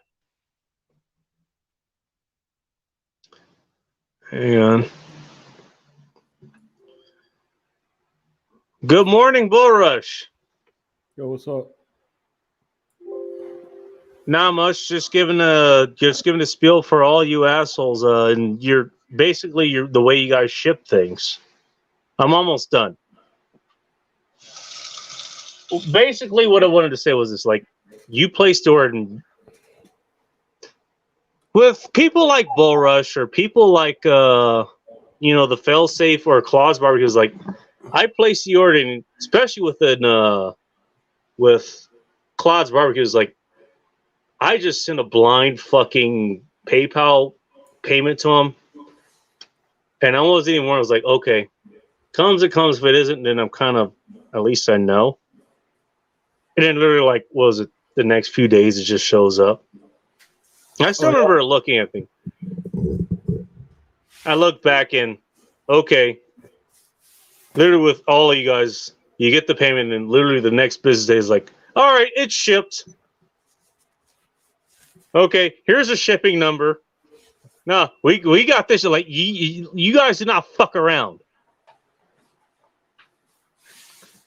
So if you talk about, just, okay, you're worried about not getting off of Amazon or Walmart, like, or Target or some big ass company or something like that, and it's like, no, I'm not, because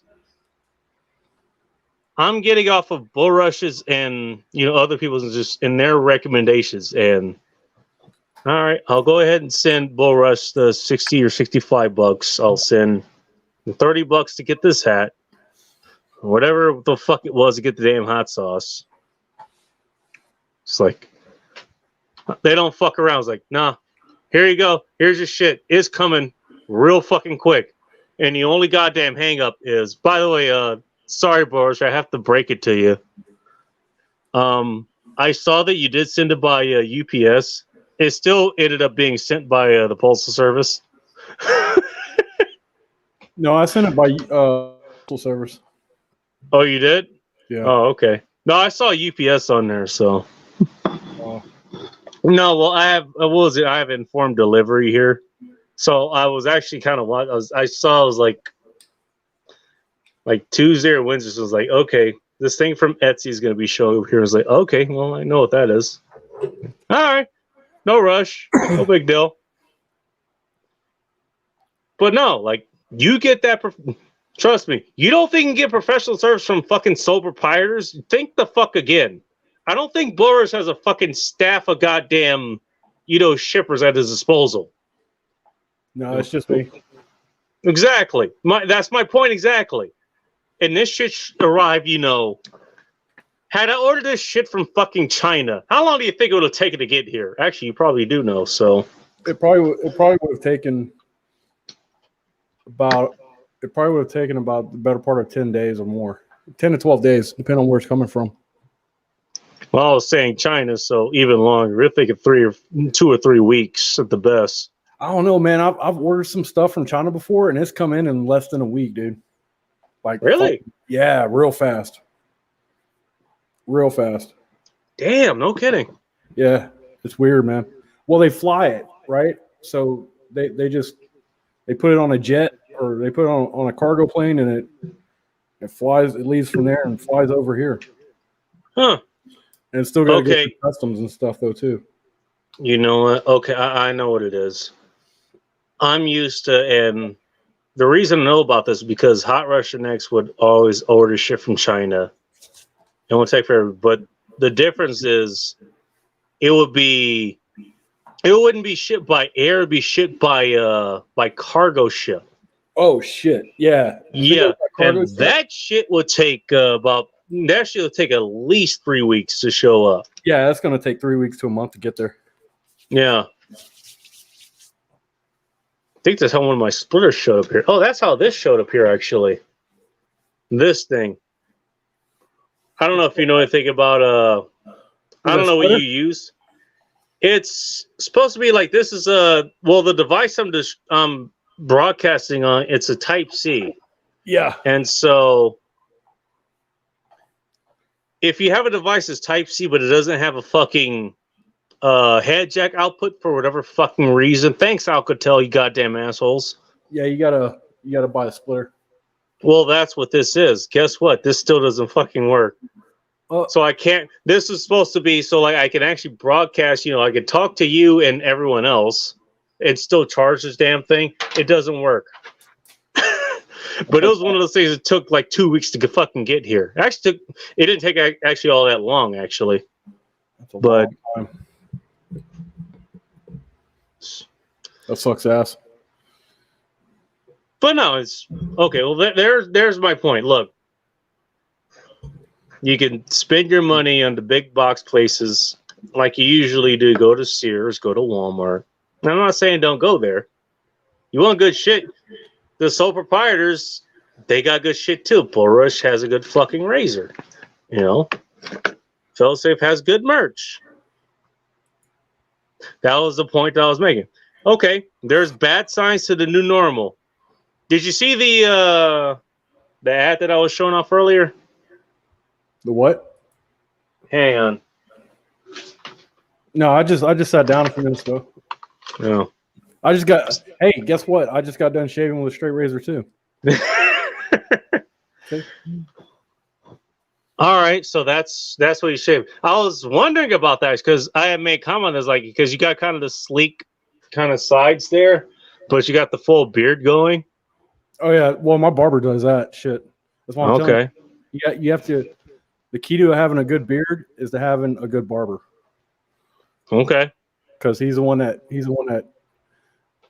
edges it up and shit like that. He's really good, and you have to maintain it as well.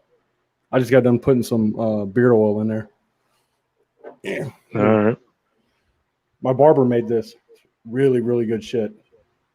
What is that? Beard oil. Oh, okay. Sure. Is that like a dropper or something? Or? Yeah, it's a little bottle and it's got a dropper. Oh, okay, gotcha. You through it, and it's got a little eyedropper kind of thing built in it. Oh, all right. You drop in some in your hands and get it nice and warm and rub it, and you just disperse it out through your beard. And I put some in my hair too because it's really good. All right, probably a good thing. But yeah, you gotta do that. You gotta comb your beard so it doesn't get nasty looking and all crusty. It's like my facial hair. Believe it or not, I actually do comb this. You gotta comb it every day, at least once a day. I usually comb my shit like 2 or 3 times a day. I do. I comb it once a day. It just my hair's a little bit different, man. I'll just put it that way. It's one of the struggles of being mixed, man. What can I say? So as soon as I get this shit figured out, maybe I'll probably have somebody touch that up too. I don't know. Like this brush here, like this kind of brush. I don't know if you can see that. That's it. This is the best brush that you can get for your beard. That's what I use. I mean, it's a little rough. Yeah. Well, that's kind of what you need for. You need kind of a rougher, more thicker brush for that kind of thing. Yeah. Especially when it starts getting longer too. That thing's like $4 from Walmart or something. Yeah, that's another thing. Those it doesn't cost all that much to do. It's not that expensive.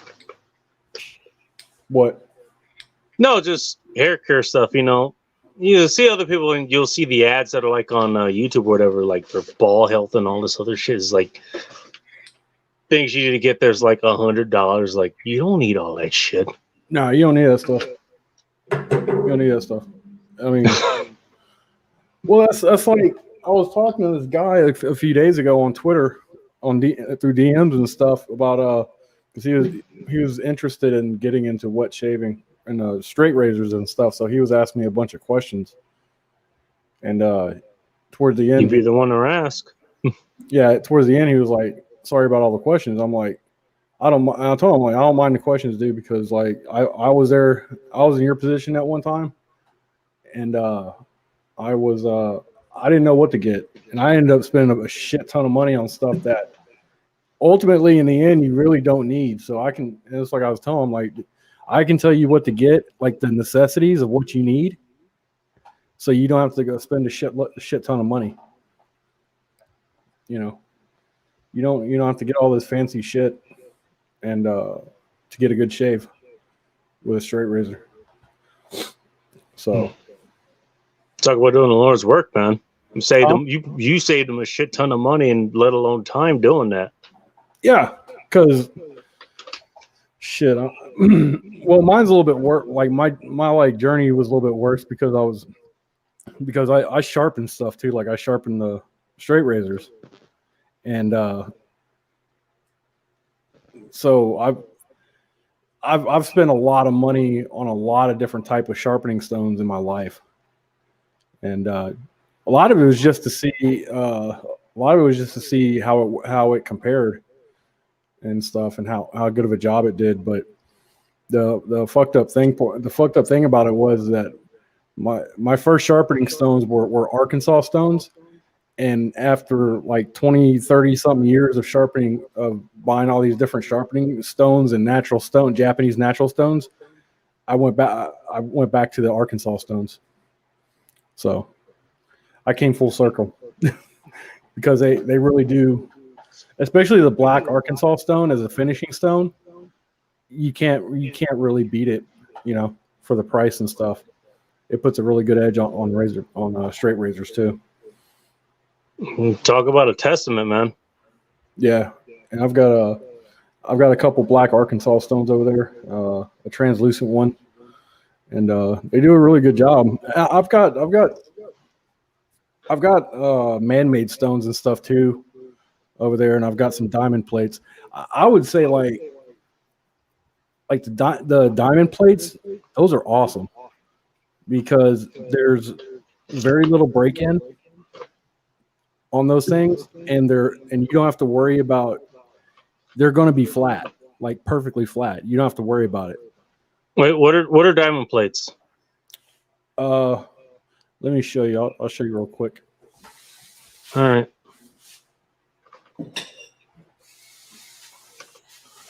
I'll show you. So this is a diamond plate. Essentially what it is, it's a slab of nickel. You see how bright that is? That's nickel. Yes.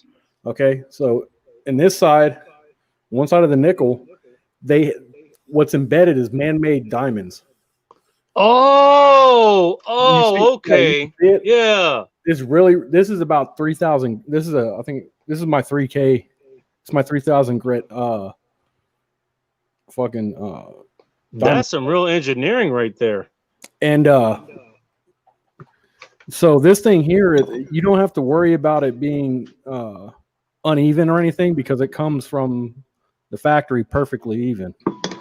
And it's gonna fucking sharpen like a million knives before it ever needs to be replaced. Oh yeah, I guess this thing will. I mean, the thing is like it'll last a long time. But I can say the same thing about my Arkansas stones. My Arkansas stones will last me the rest of my life. But you don't have to worry about it dishing out. You don't have to worry about it being uneven. And these diamond plates, because of the substrate that's used, the man-made diamonds, they sharpen like 8 to 10 times faster than anything else you can use. They're super fast. Because like I've ran knives and stuff over these plates, and I've had a burr within like 2 or 3 passes. Damn. Yeah. Whereas it would take me normally it would take me a dozen or 2 passes, depending on the stone I was using and stuff like and other things. But I've passed the same knives over these fucking plates, and I've had a burr like after the second or third pass. I'm like, whoa, it's just like it's a time saver. But the thing, yeah, but the thing about it is you have to really watch how much pressure you're using, and you have to check every few passes. You have to check that blade, because if you're not careful, man, that the diamond plates, they will literally chew through a fucking blade. Yeah, you'll start wearing away more material than you want. Yeah, you'll start taking a shit ton of material, and it doesn't take much, man. Not these diamond plates. It's I love them though. I absolutely love them. That's fucking cool. I didn't even know that was a thing. Yeah, I used to not like them. I tried them a long time ago, and I didn't like them that much. But apparently they weren't that good anyway. But I tried some. But the guy I get some of my other sharpening supplies from, he's like, "Man, you need to try these diamond plates." And I'm like, I don't know. So I bought like a 1200 grit one of his 1200 grit plates, which I still have, and I put a couple of my pocket knives on it. And the next day I called him. I'm like, "Dude, are you gonna be at your shop? Because I'm coming back and getting the rest of them."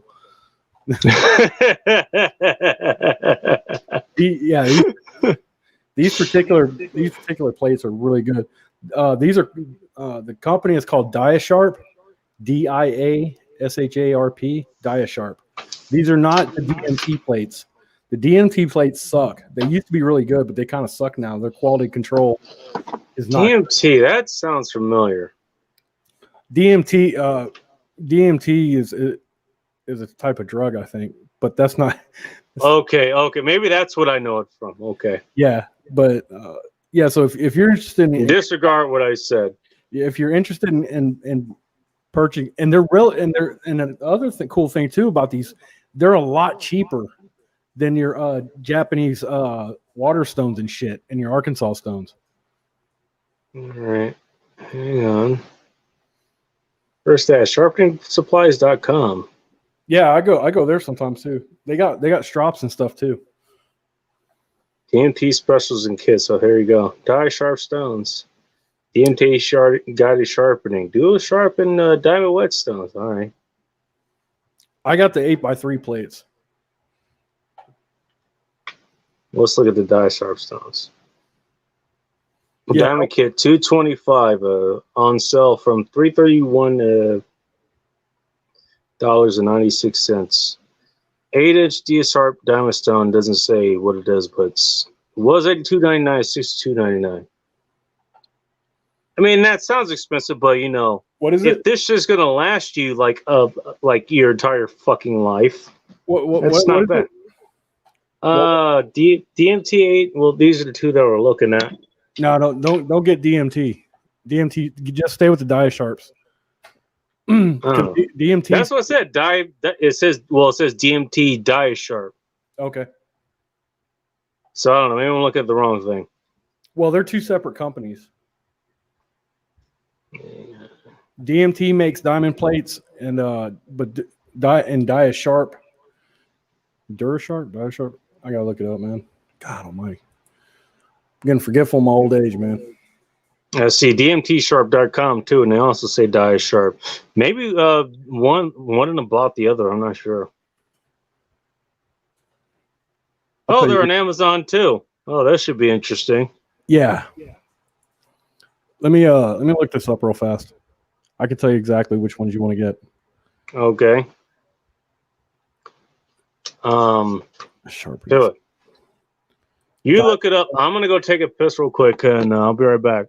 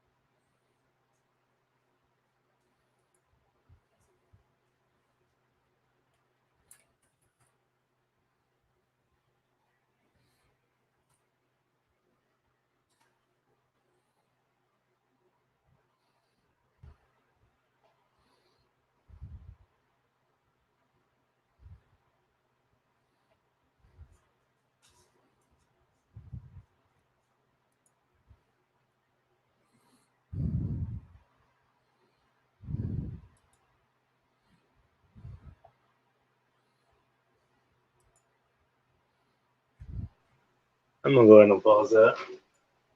Do what? Go there. I'm out of bourbon, so we're going with this.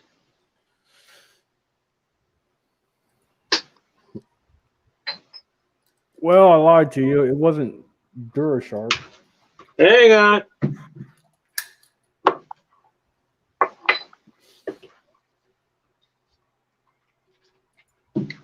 Wing this.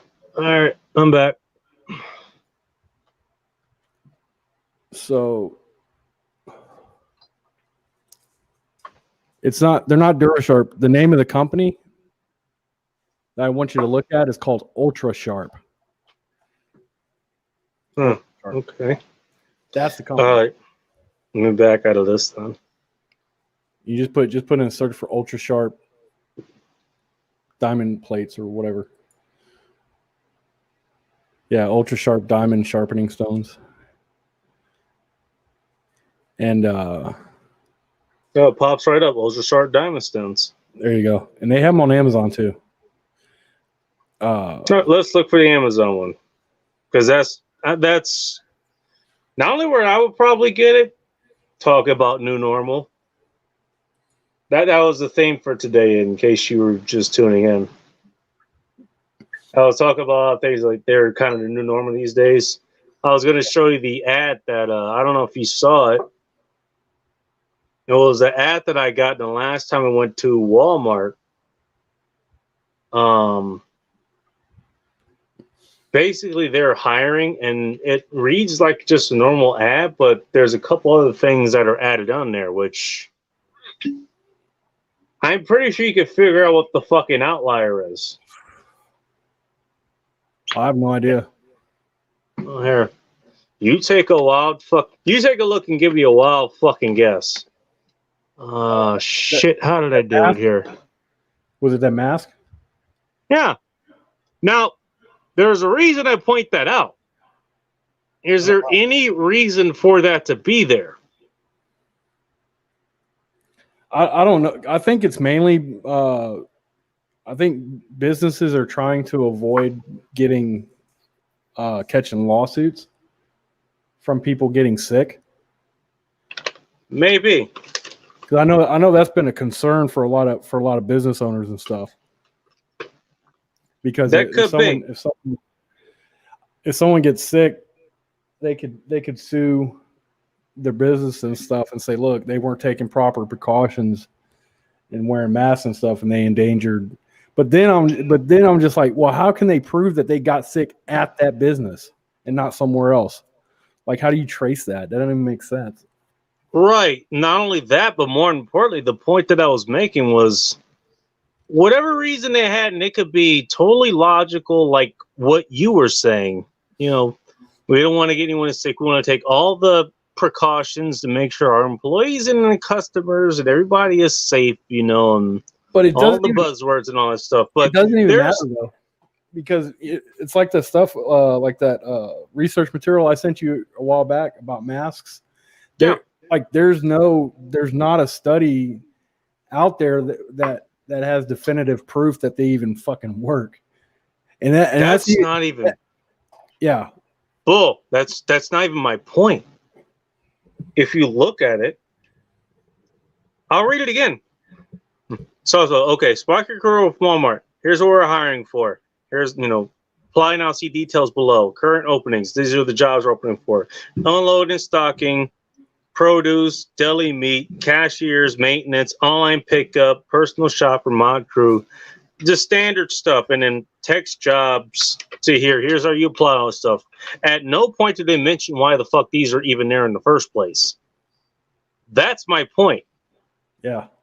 And the whole point that I was making is that there was the whole reason that I was opposed to this even before, what was it, July or something, that this kind of went nationwide. I think it certainly started here in Washington State. But even back in like March or April when this shit started rolling, like when the employees had to fucking do it, I pushed back and was like, y'all realize where this shit's going to go, right? Apparently they didn't. And my thing was like, that shit is going to be pushed into the site and it's just going to become part of the fucking normal. Hence the term new normal. That actually came because I put a post on Instagram with this specific ad up there. It's like, do you guys see anything out of the normal? And the only person that answered was one lady who said, she literally said, this is the new normal, which shouldn't be normal at all. I was like, that's where I got the fucking title from. This is the new normal. This shit ain't going away anytime goddamn soon. Well, because not only have the adults been indoctrinated into this shit, look around. Maybe not even in your area, hopefully not, but definitely around here. You look around here, even the people who aren't like they're around their fucking chin or some shit like that. Like that's the new that's the fourth accessory for men these days now. It used to just be your wallet, your keys, your cell phone. Now it's that and your goddamn mask. Let alone whatever fucking women are carrying these days. They've become a fashion accessory now. So that too. It's part of it. It's once it starts being a fashion accessory, it's part of the culture now for some people. Not everybody, mind you, because I haven't worn a mask this whole time. But there's still a lot of people around here. Except in your outside picture, but that's a totally different thing. Except what? I think that's like a neck gaiter or something that you're wearing in whatever picture you had there.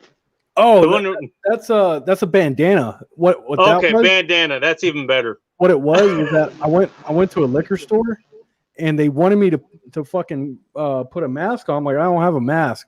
So they gave me that Tito's bandana. So that's fucking awesome. So I took they gave me the bandana, and so I just took it and left. Like I didn't buy anything from them because I wasn't. Damn. And then got the picture. Yeah, I went home and I went home and actually I put it on because I was about to start doing some work on razors where I was having to grind on them and I didn't want that fucking dust and shit getting them. You don't want the metal shit. You don't want to breathe in the metal shavings and shit. Yeah, I didn't want. Which I wouldn't recommend a bandana for, but that's besides the point. It's not gonna get past the bandana. It's too big. The particles, the particular. Yeah. But I liked it, so I did it up. I took a picture of I think I had my girlfriend or something take a picture of me like that. Dude, why have you not told that story before? That is badass. Oh, that is great. So I just put the bandana on her, and she took a picture of me giving a bird while. I think I had my my fifth bourbon on the desk right there too. I went to like this little liquor store where this Indian guy owns it, and he wasn't wearing shit. He didn't have shit on. And I just came in. Most of them don't care. They don't care. They don't care up here either. Most of them don't. Nah, they don't care about that shit. They just want to sell you liquor. That's fine. Yeah. That's what I was there for. I was there to buy some goddamn liquor. There to buy some bourbon. Shit. And God yeah. Damn, man. Yeah, that first liquor store I went there, it was a bunch of fucking women in there behind the counter and shit. It was like a bunch of shocking. bunch of fat broads too, like 2.5 biscuit broads. I'm just like, good Lord. Wait, is the biscuit a skill in Houston there, or A biscuit. What's a one biscuit broad? One biscuit's 100 pounds. Oh, okay. All right, that makes a lot. Jesus Christ. Yeah. So they outweigh both of us. Yeah, easily. Holy fuck. Hey, we're both pretty.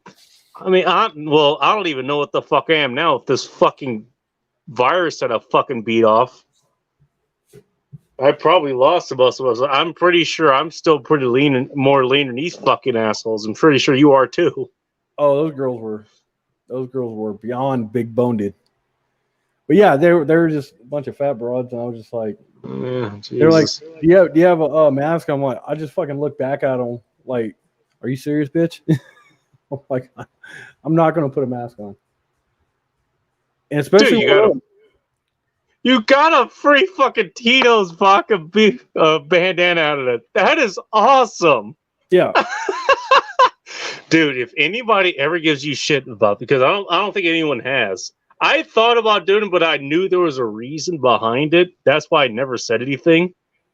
But if anybody ever says anything about that damn that avatar is like, no, that's a badass story. Yeah, that is awesome. She handed it to me. I just went out the door. I was like, "Oh, I'll see y'all later." Thanks, buddy. Yeah, hey, you did your civic duty in making sure I didn't get anyone else sick with my coughing or whatever the fuck you want to call it. Bro, I have not been sick. I have not been like seriously ill since probably I think like 2007 or 2008. Count yourself lucky. And I haven't had it. I haven't had a vaccination since I was in the military. You don't need that shit. Like if you're a relatively young, healthy person, you don't need vaccinations and shit. Well, your body's kind of built with this thing. I don't know if you know what this is called. It's called an immune system. And what your immune system is supposed to do, I don't know if you knew this, it kind of it deals with foreign antibodies. It learns about them and it learns to fight them off on its own. And then it learns when it comes across them again, it's fought them again. So it has strategies and it has antibodies and other artillery and shit to fight them off again. I don't know if you knew this. That's kind of how biology works. Yeah, I took AP1 and AP2 in college. I went. They covered that a lot, among other things. Man, those are the two hardest classes I have ever had in my life. So anatomy and physiology 1 and 2 in college. Oh, is that what it said? Okay, I thought it was something else. Sorry. No, AP1 you have anatomy and physiology. That's what the AP stands for, anatomy and physiology. Okay. And you got 1 and 2. They have to break it up because it's so much information. But it's a prereq class for nurses and doctors too. For like I don't think they taught. Was this in public school or was this in the military? No, this was when I got out of the military and went to college. Okay. All right. Because I heard AP and what that means it means advanced placement. And it started as APPI, and I don't remember what the fuck all that stands for. Somehow I qualify for that shit, even though I was a dumbass. Well, AP, as far as education goes, AP usually stands for advanced placement. Yeah, that's what it was. Because my junior and senior year in high school, I took all college level classes. They were advanced placement classes. Nice. So whenever I graduated high school, I had my freshman semester out of the way because I had enough hours that it cleared my freshman semester. So if I had not gone into the military and had gone straight to college instead, I would have been going in at a sophomore. Nice. I mean, talk about going in ahead. So the classes weren't that hard. I mean, shit. But yeah, so that's what I'd take AP1 and 2 and shit. I mean, I actually had to study for those classes, man. Like I actually had to go and like participate in a study group so I wouldn't fail. See, hey, here's what we call white privilege. You guys actually have study groups. We don't have study groups. It's like everybody for themselves. Well, I wish I was kidding about that. That's been a fucking trouble. Like we actually talked about that in class. You want to know what we said in class at some point? We said it more than once. It's like, you want to know why black people are fucking up?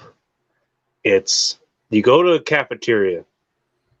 If it's like kind of, I guess you have to say, just set the standard that maybe it's 25% everybody else, like in major races, white, black, Latino, and Asian.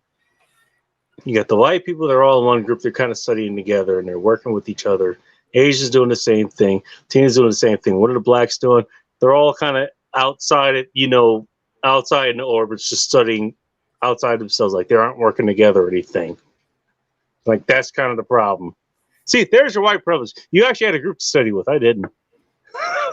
Well, we did. I mean, we knew everyone in the class knew that they were going to need fucking help. So we just they weren't. You admitted as much too. Oh yeah. We knew, because the thing about anatomy and physiology is that it's one of those, the way they test. They don't really do multiple choice or anything. It's like you either know it or you don't. Like, damn. And that, you know what? That's a good fucking test. Yeah, this multiple choice bullshit, much as it benefited me, nah, it's bullshit. It really is. And especially when it comes to anatomy and physiology, like you're saying, yeah. No, you better know that shit or you don't. Well, like here's the thing too. It's like they would, as part of the exams, they would have the instructor you had like labs as part of the exam. So like you would have even better. They would have like a pig, like a dissected piglet on a table, and they would have a pin inside one of its organs, and you'd have to know either the function of that organ or the name of it or both. And you either knew it and there was no multiple. It was just a blank. Okay. So it was a pin. It was just marking the organ, and you had to figure out which one it was. It wasn't a pin that was obstructing anything. No, it's like a little needle pin that was stuck into the organ, and whatever that organ that pin was stuck inside of, you either had to tell them what the function of it was or the name of it or both. So it was a marker. It wasn't anything function. Okay, that when I heard pin in there, I thought it was like maybe you tied off an artery or something. No. Or something like that. No, okay, it was just marking what it was, and you had to figure out what was being marked. Yeah. Okay, gotcha. But it's not like you went over there and it gave you like different choices. It was just you had an answer sheet. It had the number and it had like a blank space next to it. It's like, question: what is this? Answer sheet ... Yeah, that's what it is. Man, you know what? Honestly, looking back, that's what it should be. It shouldn't be a fucking multi-question answer sheet. It really shouldn't. And I'll be honest, looking back at my childhood, I got a lot of that. And a lot of times I didn't get a lot of that, and I still passed, but I got a lot of that progressing going on. I'm glad I grew up when I did, because I got to see a lot of this shit growing up. Well, we still had multiple choice exams inside at college and some of my other classes, though. Can I ask you a question? Yeah. You don't have to tell me exactly how old you are, but what age range are you? I'm transitioning into my mid-30s. Mid-30s? I just turned 39 a couple weeks ago. All right, you're in your late 30s. Okay. Yeah. Okay, so you're about 5 or 6 years ahead of me. Okay, that kind of makes sense now. Okay, got it. I just wanted to make sense of this. Okay.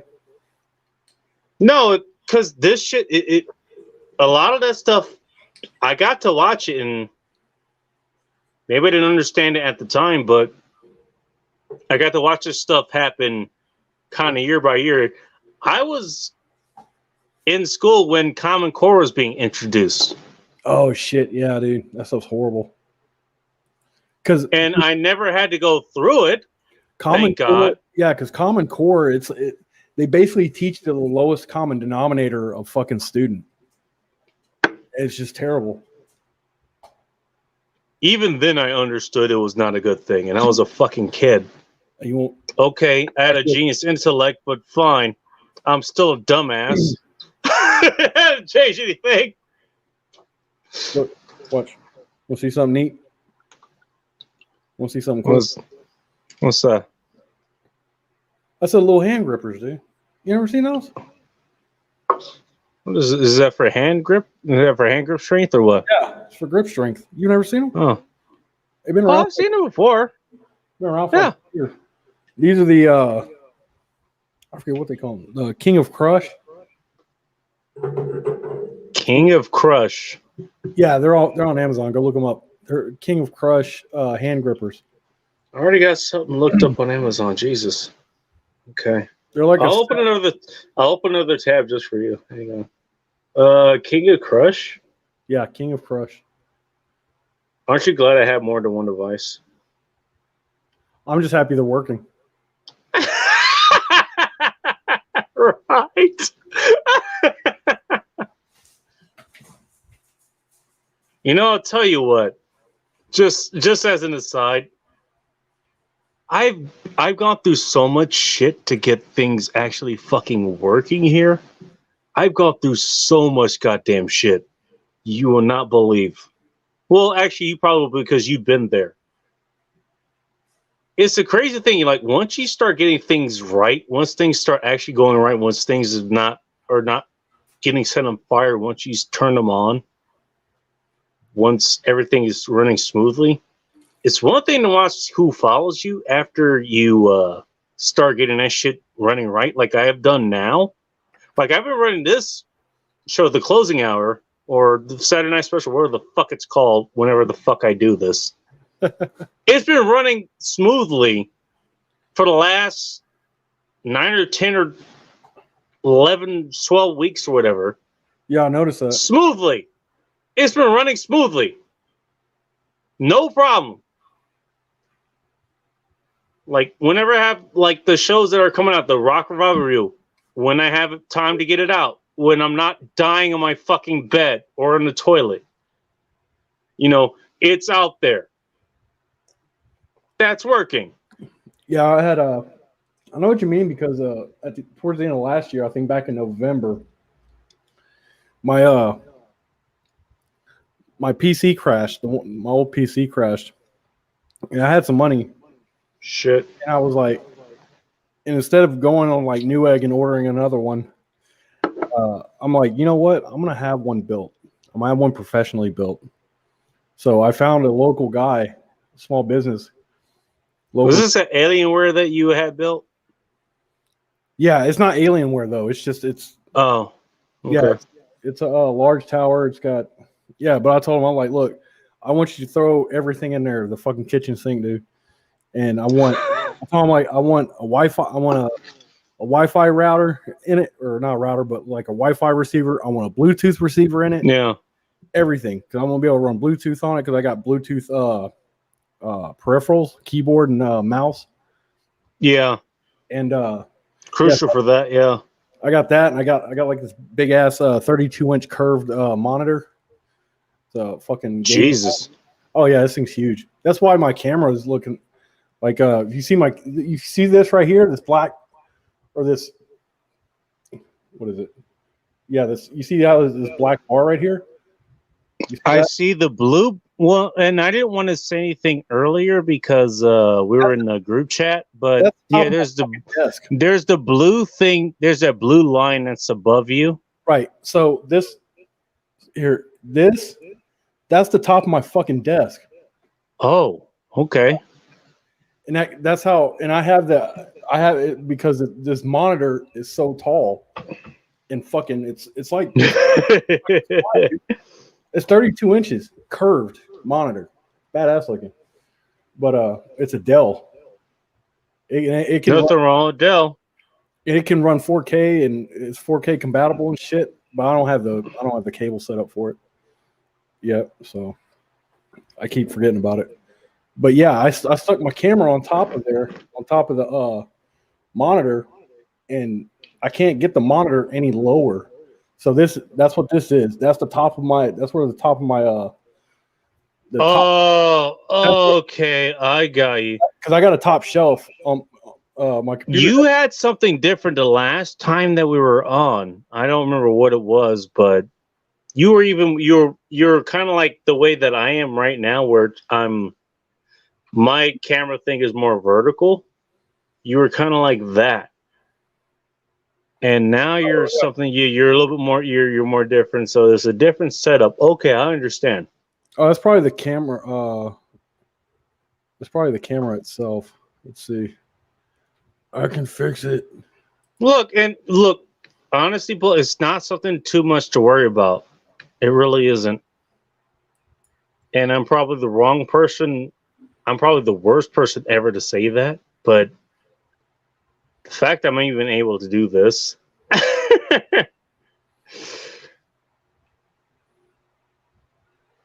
Look, I'm able to show up. Oh, I can fix. Did it not fix it? Hold on. Because I run. To see, I use Logic Capture because I have a Logitech camera. And Logitech is a good company. I like them. Yeah, because I have a Logitech Pro webcam, the newer one, and it comes with the Logitech capture system that you can run. You can do pictures and video through. So I don't use StreamYard shit. I use Logic Capture. So if I got to make my advice, and it's not the greatest advice, so go ahead and feel free to just throw it away. That's fine. Don't overthink it. You're showing up on camera. You look good. I can see just fine. Maybe there's something there that maybe the camera looks cropped or whatever. And I dealt with that on Red Sings the Blues channel because usually I'm really fucking vertical. And I kind of felt self-conscious about that, but I saw other people show up on his streams and Cultivate Cryptos and Monolife data streams. Like they do the same fucking thing. It all has to deal with what your setup is at the time and what works for you. Yeah. And so if you want to work for something that's a little bit better, that's fine. But at the time, work what works best for you. I mean, nobody who comes here is going to judge you for how you present yourself on camera. And if they do, I'm addressing to myself. Like, really? Well, usually with these like with Logic Capture and stuff and some of these other video programs, you can change the resolution and landscape features of the camera. So like right now I'm in a portrait mode, but I can also do a landscape mode through Logic Capture, and I can do a just like a even square mode. But okay. See, like you're like we're both in like a portrait mode right now where it's like I am. Where it's narrowed in. Yeah. I don't think I'm smart enough to not try to change that and fuck things up. yeah.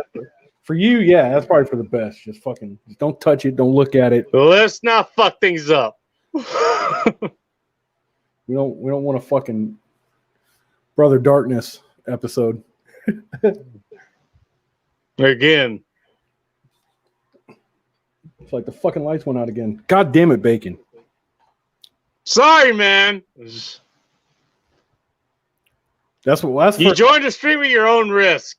That's what I was thinking. The lights went out a couple weeks ago. We had that storm. I'm like, God damn, Bacon's in the state of Texas somewhere. You know what's fucked up? I have a real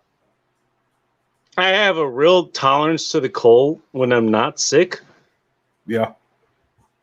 Like I still remember back in June Lake, California. Look it up, June Lake, California. That's where I used to live, and I remember going out and I was taking the trash out or something, and neighbors are outside. They were talking, and I'm coming back after throwing the trash out. And I'm wearing pretty much what I'm wearing now, which is a tank top and shorts and nothing else.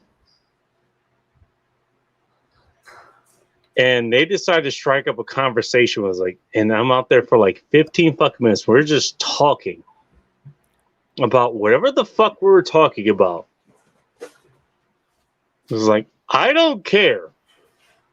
It's like, you guys want to talk? I'm cool to talk. I don't get to talk to too many people outside of Hot Russian X, and you guys are here, so let's talk. That's fine. And then come be it, they come to the big reveal after like 15 minutes or so. They're like, we just wanted to see how long you were going to last out here until you got cold. And turns out they got cold before I did.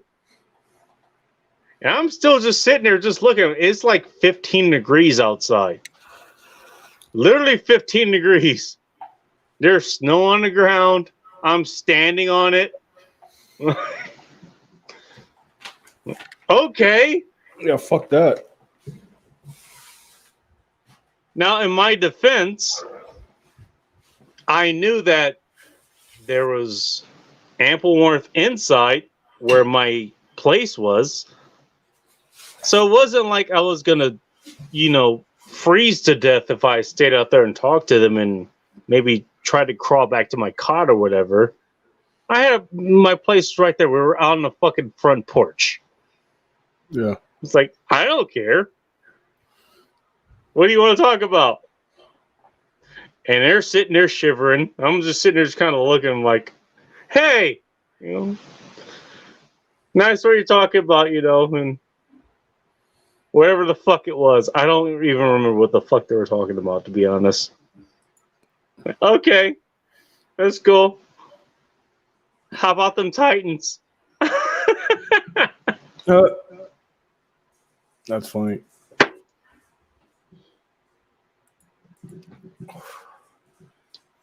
Oh man, No, that's literally happened. Speaking of cold, I was wondering why it was chilly down there. Shit, man. You didn't have a bowl. No, my thermostat fucking reset down to like 70 degrees. What's the temperature out there in Houston? Just out of curiosity. Where I'm at, it's currently 43 degrees. 43? Yeah. Damn, that's warm. Yeah, that's warm. What's it out here actually? I'm curious. Because I know it's in the 30s or something here, which is not that bad actually. It really isn't. Hang on. Oh shit! Well, I just realized the device I'm broadcasting on it shows the temperature in Fahrenheit. This shows it in Celsius. So okay, actually it's pretty warm here. 6 degrees Celsius, which if I had to do the calculation, about the same where you are there. Yeah, I was about in to the say 40s or so. It's like in the 40s over there for you. But it's supposed to be in the fucking. It's supposed to drop in the fucking negative here, actually. Oh yeah, yeah. At some point, hang on. Won't get that cold here. There we go. Yeah. Okay. Yeah. There we go. -4, or not -4, but +4, and that's going to be about 6 o'clock Sunday morning. The low on Sunday morning is -1. Wow. Yeah, shit. No, well, that's -1 Celsius. It's not -1 Fahrenheit. That's nothing closer. No, yeah. That's not even close. It's going to be about 30, low 30s. Oh, shit. Dude, well, you know what? Can I ask you a question? Sure. What kind of heat you got? Heat? Like gun or like HVAC? No, not Bullrush. We don't have to shoot our way after every fucking situation, okay? Jesus Christ. No, I meant actual heat. Jesus. Oh, my heat, it runs on natural gas. There we go. Thumbs the fuck up, man. Dude. I will never get I'll tell you this. My plan, wherever I go, now that I think about it, it's going to have some plot of land because I'm going to have my own mobile housing. It's going to be able to go where I want it to go. And that's going to be between at least 2 different plots of land. But at least one of those is going to have natural gas. You want to know why? Because natural gas is the shit. Yeah. It is the shit. That's what I have here. Yeah, but That's what I had at the other place. That's what I had at. Yeah, because I had my water heater is natural gas too, and I would have whenever the lights went out here a couple weeks ago from that storm, I would have been able to use my oven, my range, but it's got a safety mechanism on it where if the electricity shuts off, it will automatically cut off the gas. What? To the range, yeah. It's what? Yeah, I was telling my mom about it. She's like, no, it works. I'm like, no, mom, it's got. Is this oven specific? Yeah, it's specific to the oven. Okay. And she's like, how are you going to feed yourself? That means I'll be getting rid of that oven. Yeah. Like immediately. And my mom's like, she's like, how are you going to eat? I'm like, I have charcoal and I have my Weber outside. I can cook myself food. Well, no, that's fine. And look, Boris, I know, I respect you, and I know you would have that. I know you would have those, extra measures. Like I would whittle something. I would make fire. Don't worry about it. I know that, but as far as I go, if I had an oven that did that, it's immediately gone. I don't take that shit. Well, I'm gonna be the oven. Look, okay, the electricity goes out. That immediately means that unless I have to deal with like what you said, you got to deal with propane, or you got to deal with, wood cords and all this other stuff. To be honest, I could probably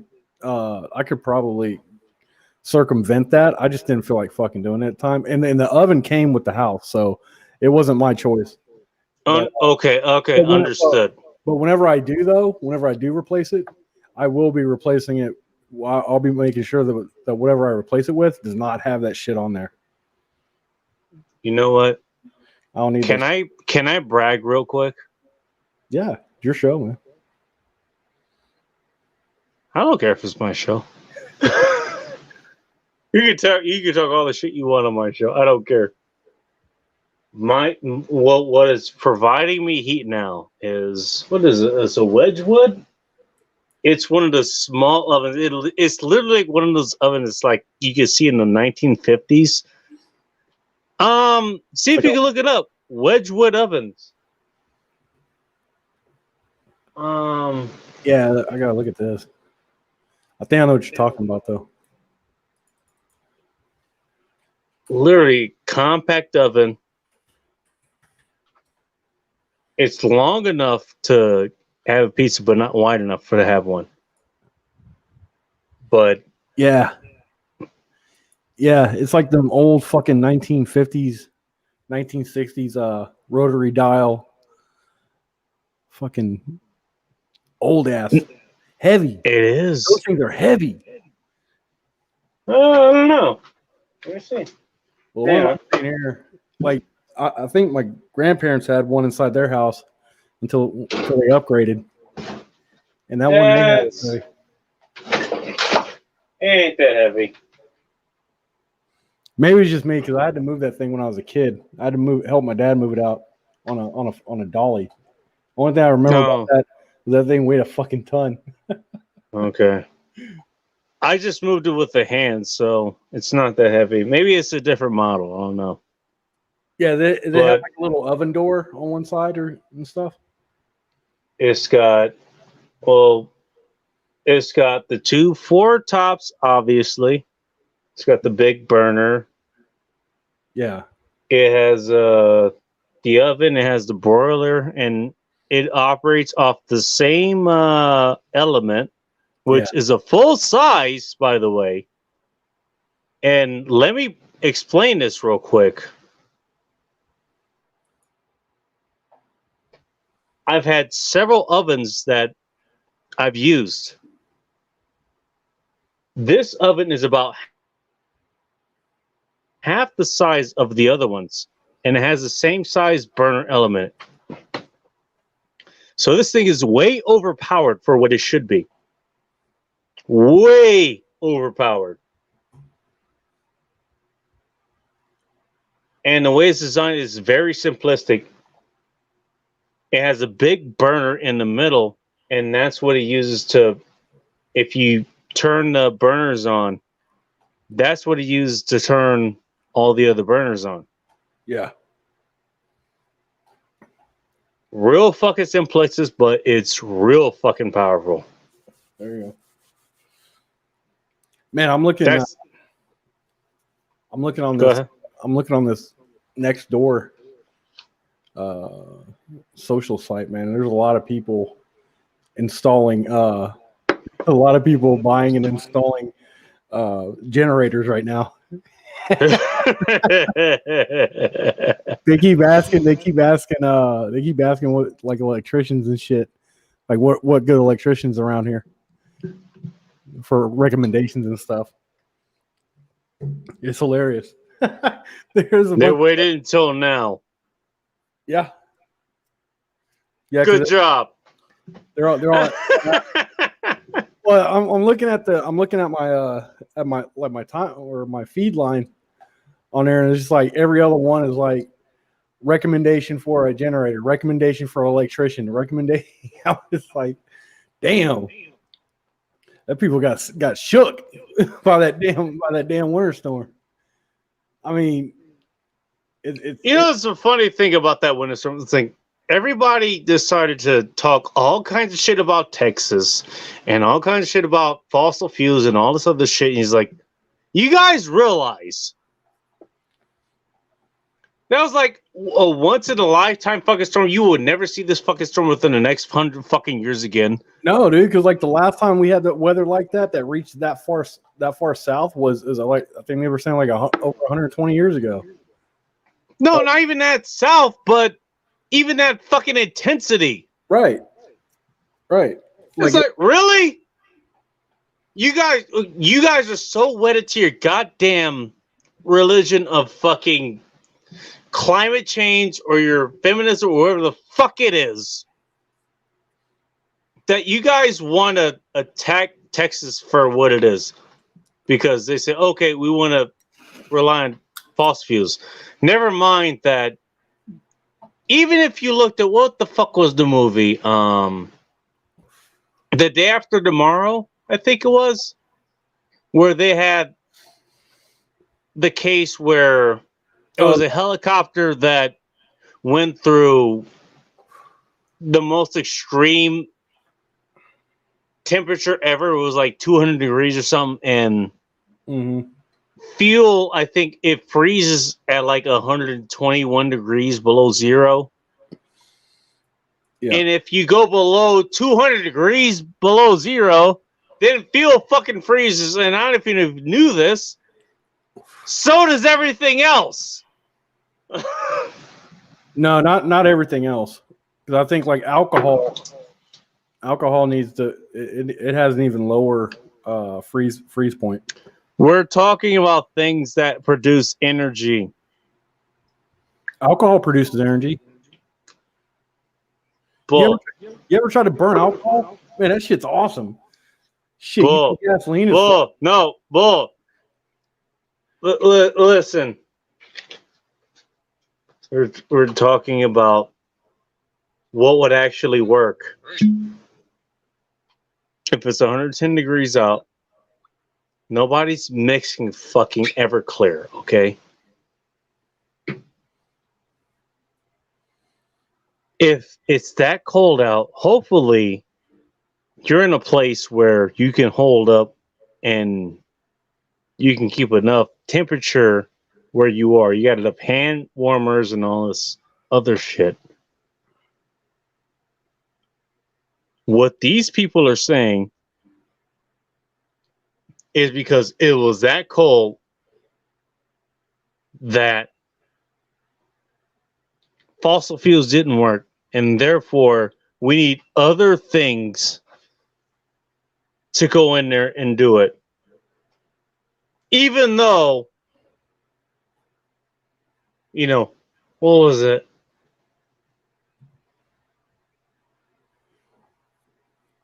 Solar didn't work because there was no cloud cover. There was cloud cover everywhere. There was no wind because there was no wind everywhere. There was no wind power. They were there only to attack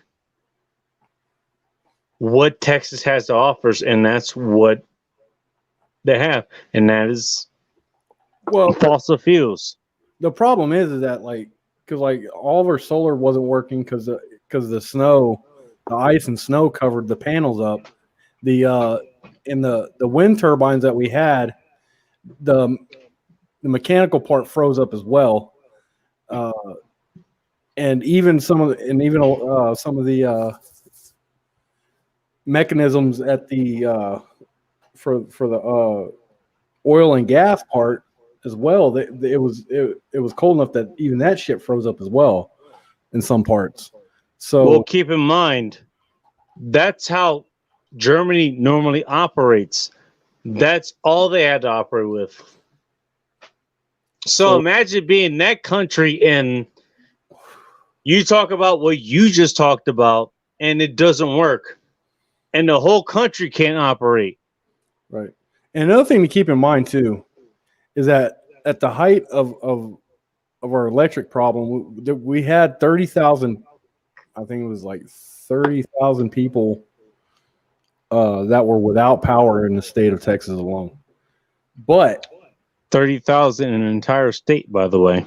But you have to understand the population of Texas is like 30 million people. So it was only like exactly. It was like I don't know, it was like 10 or 1 or 10%. And by the way, you were visible through a lot of the chats that we had, like in Masculine Geek and Let 'Em Burn and all this other stuff. You were there. So this asshole had at least enough energy to show up and be there to talk to us and provide entertainment and all other stuff. Well, I just got lucky because there were some people that were still without power throughout that whole week. My point stands. I was just lucky. I got my shit turned on, so then it went out again, and then it came back on. Oh well. Anyway, it wasn't that bad. It was just like camping out in my house for a few days. That's all it was. And that's what I hear from most of the Texans.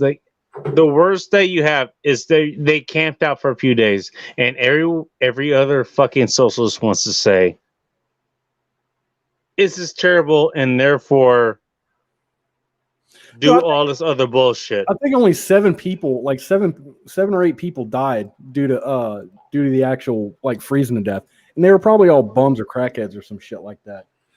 Probably. But 7 only. No, I think it ended up being 40. Yeah, what I heard it was 40. I don't know. That's the last number I heard, but still, 40 people out of 30 million in the state. And I'm just like, okay, we have more people die during fucking hurricanes than that. I mean, we have hurricanes and tornadoes in this part of the country. It's just it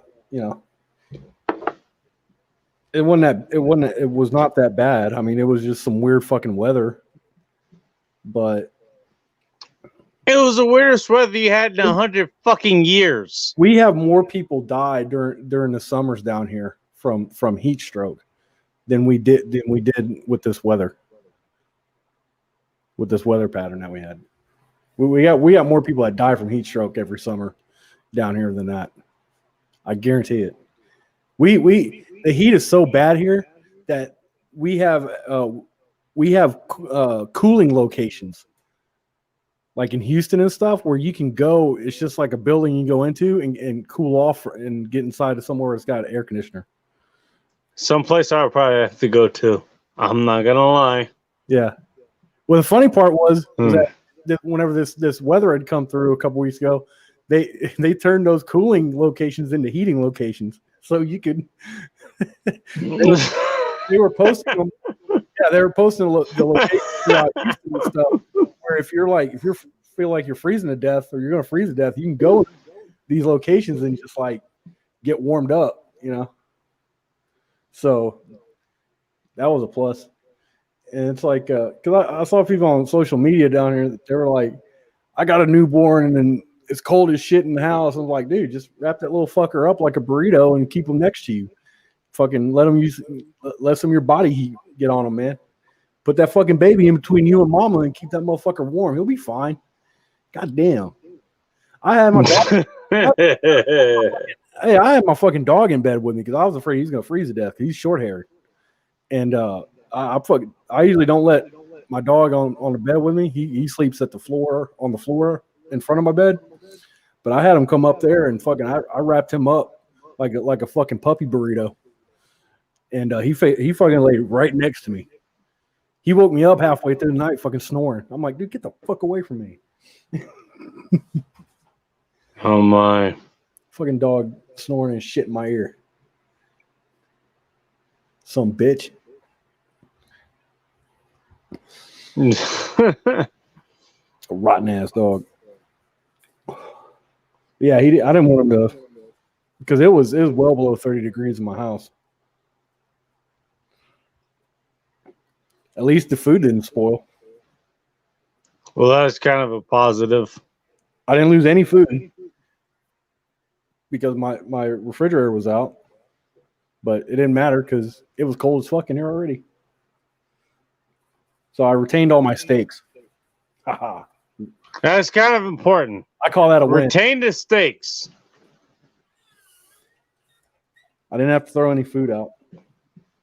So actually, now you mention that, I need to make sure I have my own steaks retained.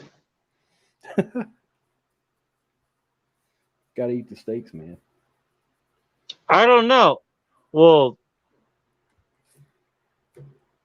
this is. I've been fighting off probably one of the worst fucking food poisonings ever.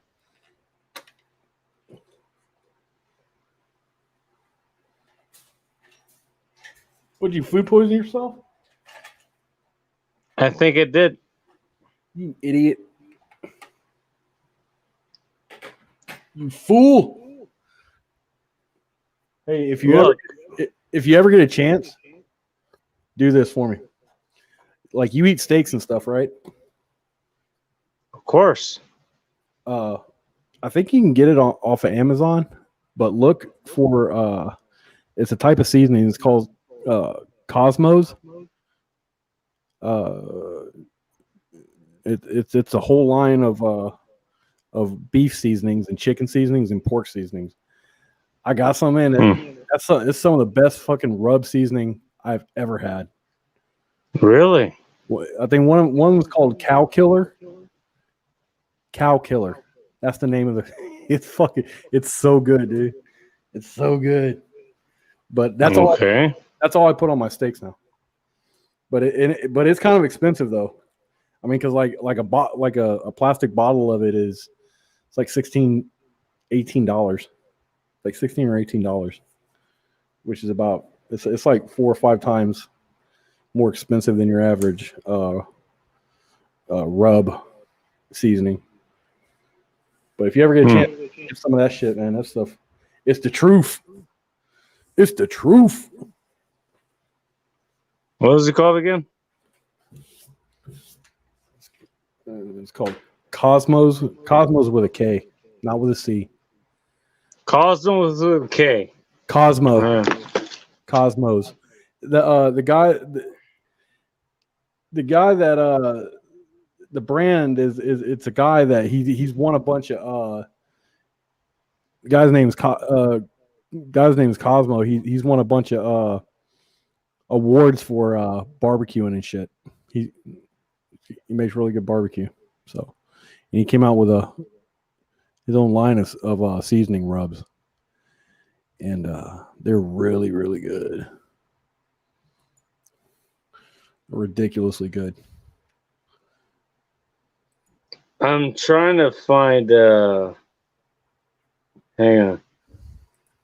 Cosmo Barbecue. I'm trying to find who it is. It's a KOSMOS Cosmo Q.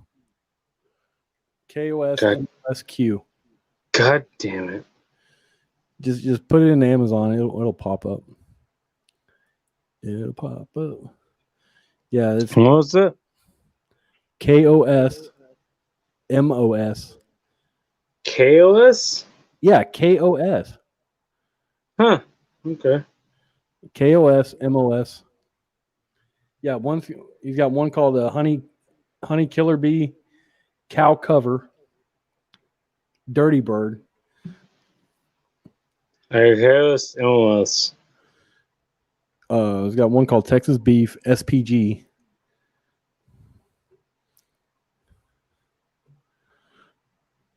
And that Dirty Bird is that's for chicken. That shit's spicy, man. But it's good though.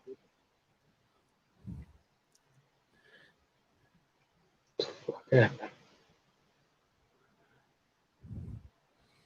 And he's got some reserve blends, but I haven't tried those yet, so I don't know. Oh, and he's got a brisket. He's got a liquid. He's got a liquid barbecue sauce called Brisket Mop. I haven't tried that yet. I want to get it, but that little bottle's like $18. It was expensive. Can you say it to me one more time? I'm sorry. What? Can you say it to me one more time? Oh, it's KOSMOS. You got that? And then you do a space and Q, the letter Q. Cosmos Q.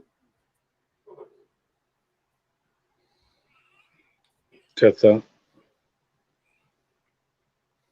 I know it sounds weird, but it's really good seasoning, really good rub.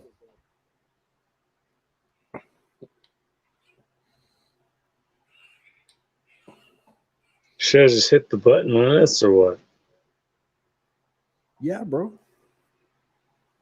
All right, well, let me see what I got. I got a million fucking emojis. That's what I got. Oh my god. Yeah. Ah, fuck. I think you fucked up somewhere, champ. Well, that's what I fucking went with. Here, I'll put it in the chat then. Yeah. Jesus Christ. I'll put it in a private chat. Hold on. So you can. It'll help if I learn how to type.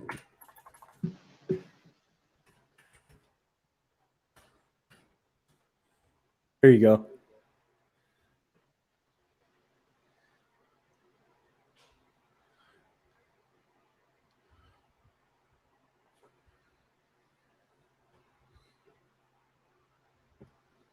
Just pop that in there into the search bar and hit enter.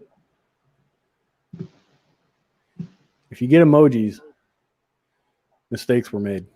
That's all I know.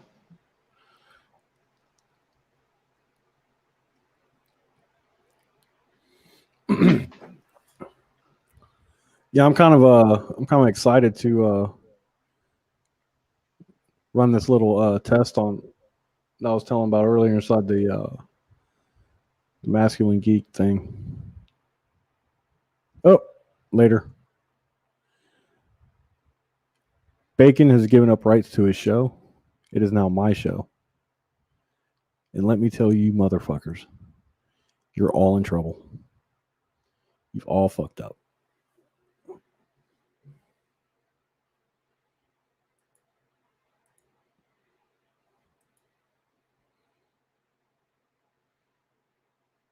I don't even think Bacon's going to be back.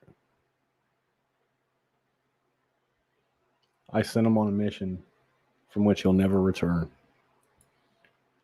Long live the Baconator.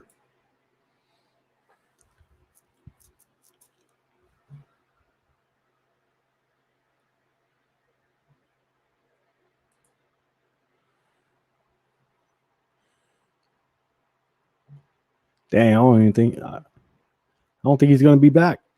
Oh well.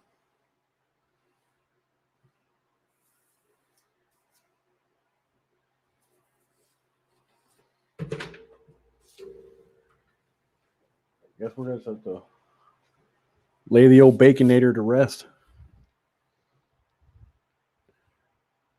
We don't have enough guns for 21 gun salute. We don't have enough bullets. Shit.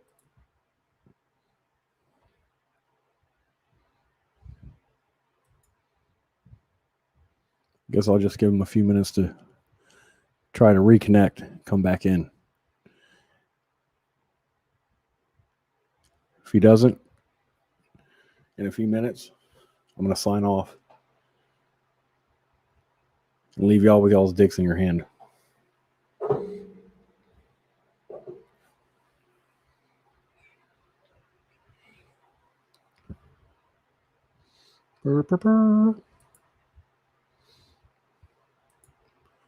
Bacon!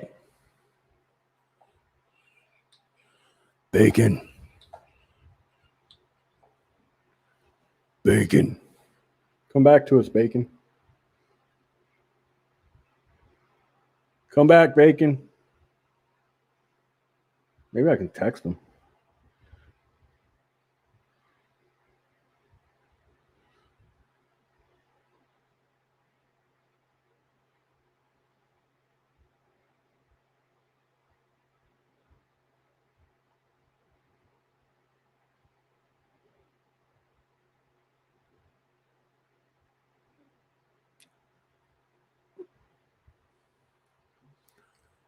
I honestly don't think he's coming back.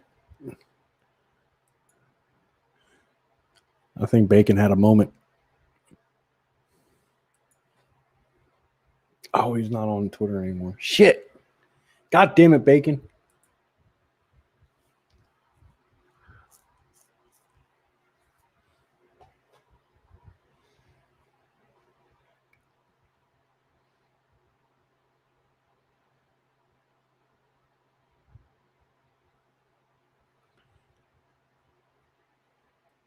I guess we're going to have to get a Ouija board and hold a seance to get Bacon back here on his own goddamn show. It's totally unprofessional. Some bullshit. It's embarrassing.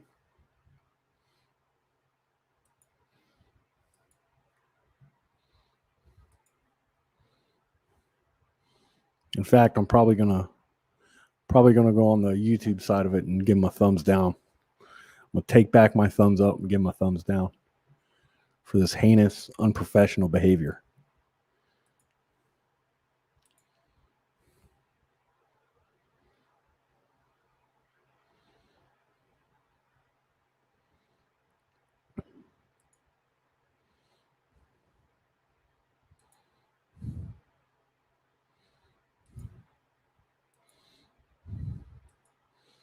Megan, come back.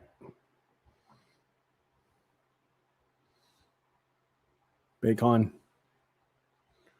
Bacon.